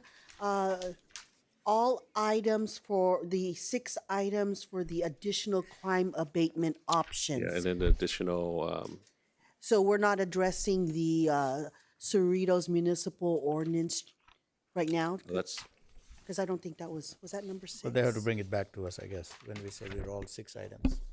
Oh, okay, all 6 items, you're right. So that includes the It is included in there. municipal ordinance? Yeah, the municipal code is going to take some time on staff to go ahead and update it. And Okay. we're aware of it. There's more that has to be done to address, the alarm municipal code. But I agree, all 6 should be done. Should be done, yes. Okay, but just real quick again, on number 6 though, are we giving a recommendation as to what kind of increase? Or Again, the staff has to bring it back to Oh, I us and see. see it with the Okay, got it. recommendation and, All right, Yes. I'll second Chung's motion. I already did second. Oh, I'm sorry. Can I ask a question? So, Okay, you can third it. You can, go so, ahead, Frank. since number 1 is authorizing the funding, the contract with Southwest Patrol, when can we start that contract, please? We will reach out to Southwest Patrol on the startup timeframe, and the contract will need to come back to council given a potential dollar amount for formal approval, but we can initiate that. And if so possible, under my signing authority, we can initiate a smaller portion immediately, or to the earliest extent possible. I think it will be a good question Frank asked. I think we need to implement that immediately. Right. Before, I don't know how soon we can have contracts and sign that, but we should implement it immediately. You got holidays here, this should be fast.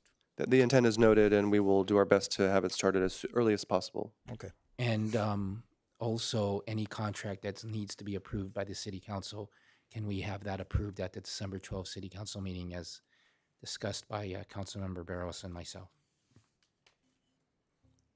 I believe we can possibly bring it back. If not, we'll advise on the timing of that. Yeah, because we don't want it to be delayed because you're saying it has to be approved by the city council. We do have a meeting scheduled in later this month, and we could take advantage of that, especially during these upcoming holiday months.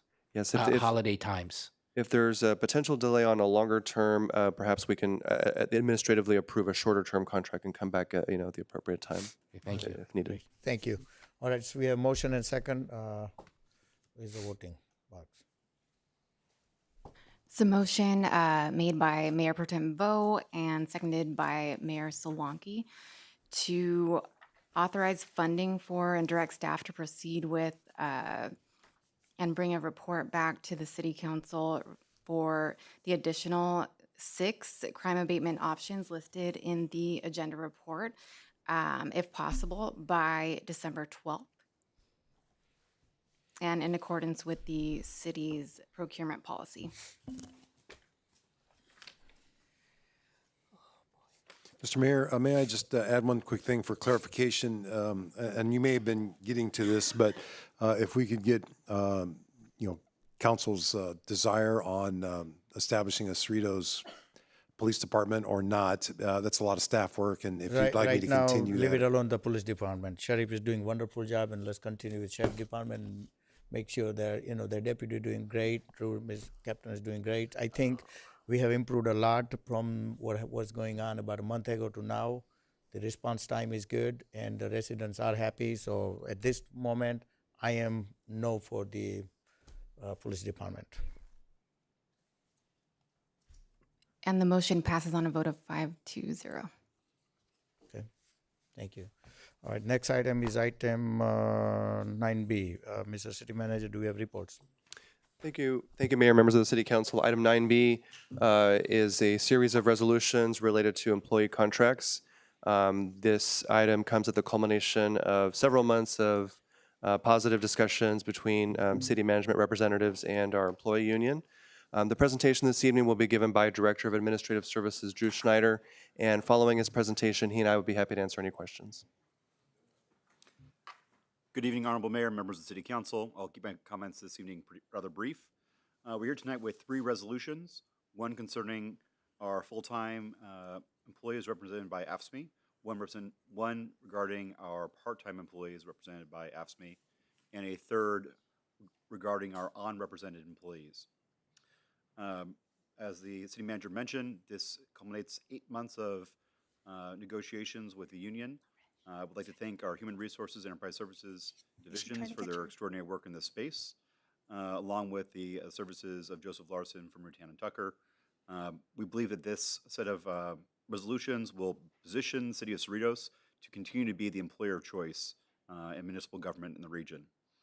One quick item to note, due to a technicality with state law, certain positions that are referred to as local agency executives, including the City Manager, the City Clerk, and our department head positions will need to be ratified at the December 12th meeting because it's a regular meeting as opposed to tonight's special session.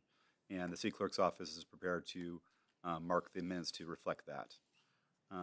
That being said, I don't have any additional details to go over at this time, but I'm available to answer any questions that you may have. Thank you. Councilor, any questions? Seeing none, anybody in the public like to speak on this item? Only my aunt is sitting over there. I don't think she has any questions. I'll close the public comments period and bring it back for a council. For this is we're gonna bring it on December 12th. The action will be to, the recommended action is to approve all 3 resolutions this evening. Okay. With I'll a make a ratification of those items second. on December 12th. Well, if I could, just to clarify on that, Mayor, then this was something that is, as Mr. Schneider had pointed out, just a technicality in our state law, where certain defined employees, the local agency executives, city manager and the department heads, assistant city clerk, have to have their compensation schedules ratified at a regular meeting. Okay. But everything else can be brought tonight, and we will reflect that accordingly in the minutes. Okay, we have motion and second.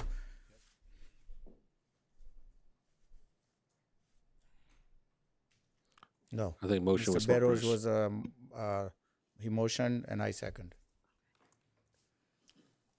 And we have a motion made by Councilmember Barrow, seconded by Mayor Solanki to waive full reading of and adopt the 3 resolutions in the agenda report and direct staff to bring a report back for final ratification as noted at the December 12th regular meeting.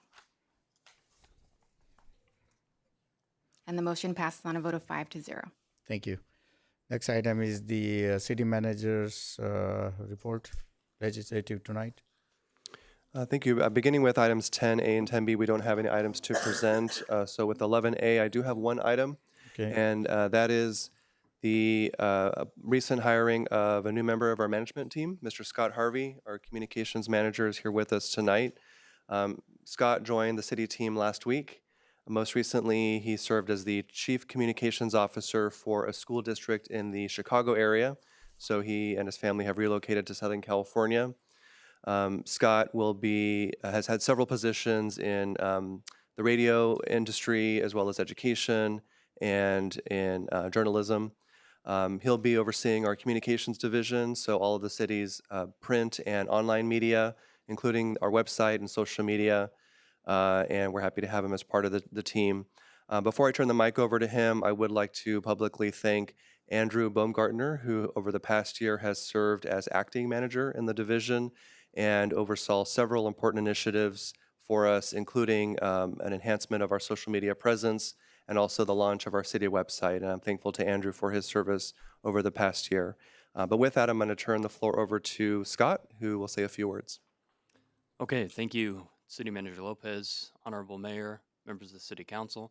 Thank you to Drew Snyder for the vote of confidence and the opportunity to serve the City of Cerritos. I look forward to this opportunity to work with each of you and also members of the communications team, our entire staff, our residents, and our external partners to really elevate the story of Cerritos.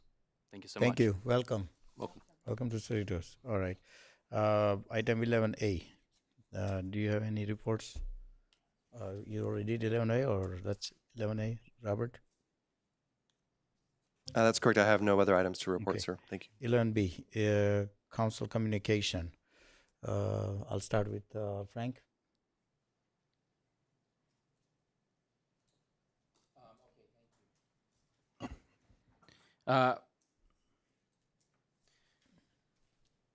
On November 7, I attended the Happy Diwali event at Leal Elementary School.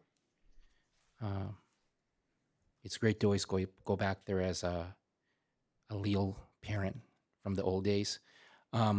But I did want to report that I was very honored and excited to represent Cerritos at the National League of Cities City Summit last month.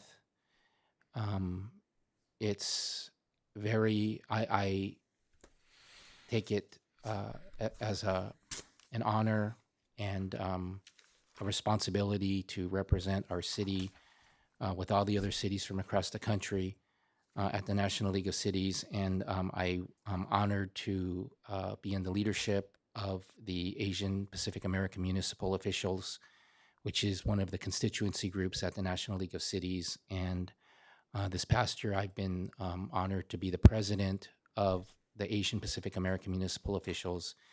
And it was a great honor that the members elected me again to continue for the next years, to continue being the president of the Asian Pacific American Municipal Officials of the National League of Cities. So it was great to see friends from the other cities across the country, make new friends, hear best practices, hear about what's going on in other cities, share about what's happening in our city, our great city of Cerritos, with those municipal officials, those local officials from the cities, towns, and villages across the country, so they know and hear about what's happening in Cerritos, California. And thank you very much. Thank you. Linda? I was at the outgoing ceremony for ABC USD board members Brad Beach and Michael Eugenio. I thank both of them for their service to our community. I attended 3 shows at the CCPA, the Broadway show Come From Away, Rick Springfield and Richard Marx, and the Beach Boys. I attended the ribbon cutting at First Bank. I was also at the Veterans Day ceremony. I was at the meet and greet for our Cerritos Station dispatchers. I also attended the public safety meeting, which was very well attended. And tonight I was at the tree lighting ceremony. And that's it. Forgot one in the morning. I staffed the mayor this morning at the swearing-in ceremony of Supervisor Janice Hahn. Mayor represented the city very well, carrying our city flag. Bruce?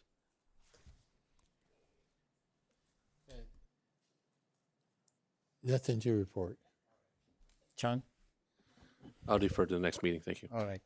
Okay, next we have what I do have to report something, I think Kerry gave me. So where is that at? I know there's a couple of staff members need to be recognized. We all got memo regarding this government finance so distinguished award. You didn't mention that, and also Christina went to Sacramento on behalf of the residents to that name. You need to mention that, please. I will do, sir. Thank you. If I may have the floor, I'd like to recognize, as was alluded to, our Peter Kemp and the finance team who received a prestigious award for our budget. I'll defer to Peter to go over the specifics, but it's the first time the city has received this award. And then following that, I'll take the mic again to introduce Kristen. All right, Peter. Pressed the wrong button there. Thank you, Mr. Lopez. Yes, as the city manager mentioned, the city has received its first GFOA Distinguished Budget Presentation Award. I want to thank the finance team and really the entire staff for all of their efforts in putting together the fiscal year 24-25 budget document. I would also like to acknowledge our former budget manager, Jeff Tilkey, and our IT manager, Aaron Benjamin, for their work for several years and really progressing the budget document. I think the last couple of years, we were able to kind of get over the final hump to meet the requirements for the award. So very proud of all of the staff's accomplishments and hoping to continue to receive the award moving forward. Thank you. Great job, and congratulations, Jeff and Christina. And thank you, if I just may, to introduce the issue that Kristen will address in a minute. Kristen recently made a visit to a board meeting in Sacramento on behalf of the city, and which resulted in a victory for the city for local control. And with that, I'm going to defer to Kristen to provide the background. Thank you, Mr. Lopez, and good evening, members of the City Council. As you're all aware, over the last year, with the concurrence by the City Council and the City Manager and the hard work of you all and definitely the advanced planning team, we have been working with constituents of the City of Cerritos towards the renaming of SQ Valley Way, Squaw Valley Way. And we went through a very comprehensive process to solicit public input on the replacement street name that involved community meetings and canvassing the neighborhood, going door to door, and a comprehensive ballot process, which resulted in the selection by the residents and confirmation by resolution of the City Council of the replacement name Sun Valley Way. That replacement name of Sun Valley Way was sent up to Sacramento to the California Natural Resources Agency for consideration and approval, really. And on November 14th, the California Advisory Committee on Geographic Names, who's a division, it's a committee of the California Natural Resources Agency, they heard not only the City of Cerritos' selected replacement name, but half of all the jurisdictions in California, their replacement names as well. Prior to that meeting, the agenda was published, and the state staff's recommendation was not Sun Valley Way. It was not to go with the Cerritos community selected and council adopted replacement name. And so, as mentioned, I flew up to Sacramento and provided public testimony, public comment at that community meeting, and advocated really for the residents that currently live on SQ Valley Way. And the pleasure of staff and city manager's office, and I know the council was informed as well, I am pleased to report that on that day, and there's a second group of replacement names being heard in December, on that day, the City of Cerritos' attempts to, really ensure that the replacement name is Sun Valley Way. We are the only city that was successful in the committee selecting any other name other than that of the state staff's recommendation. So I'm pleased to report for any SQ Valley Way residents watching at home that the state has approved Sun Valley Way as the replacement name. And at this point, we're just waiting for the notice to proceed from the California Natural Resources Agency. We'll work with Public Works and the county and multiple entities to assist the residents in the efforts towards that replacement. And there will be a lot of next steps, but at the immediate moment, we're waiting for the notice to proceed from the state. So that concludes my remarks. Thank you. And the other cities did not get approval because they don't have Christian there. There you go. And if I may add, Mayor, the committee members complimented Kristen and her team on the extensive public outreach efforts that they underwent above and beyond what any other jurisdiction in California did. So we certainly appreciate the advanced planning team's efforts under the leadership of Kristen. We have the best of the best staff in our city, and we all appreciate you guys, and you guys all do a wonderful job for our city. Thank you. Anyway, with that, I'm happy to announce that our Santa's Holiday Float will once again be visiting Cerritos neighborhood beginning on December 9th. The float will conclude its tour of Cerritos on December 19th to allow Santa's time to prepare for a big day. Please visit the city's website to find the date that float will be visiting your neighborhood. And here's, I have dates here. I don't know if you can read. There's a map. But it's an online.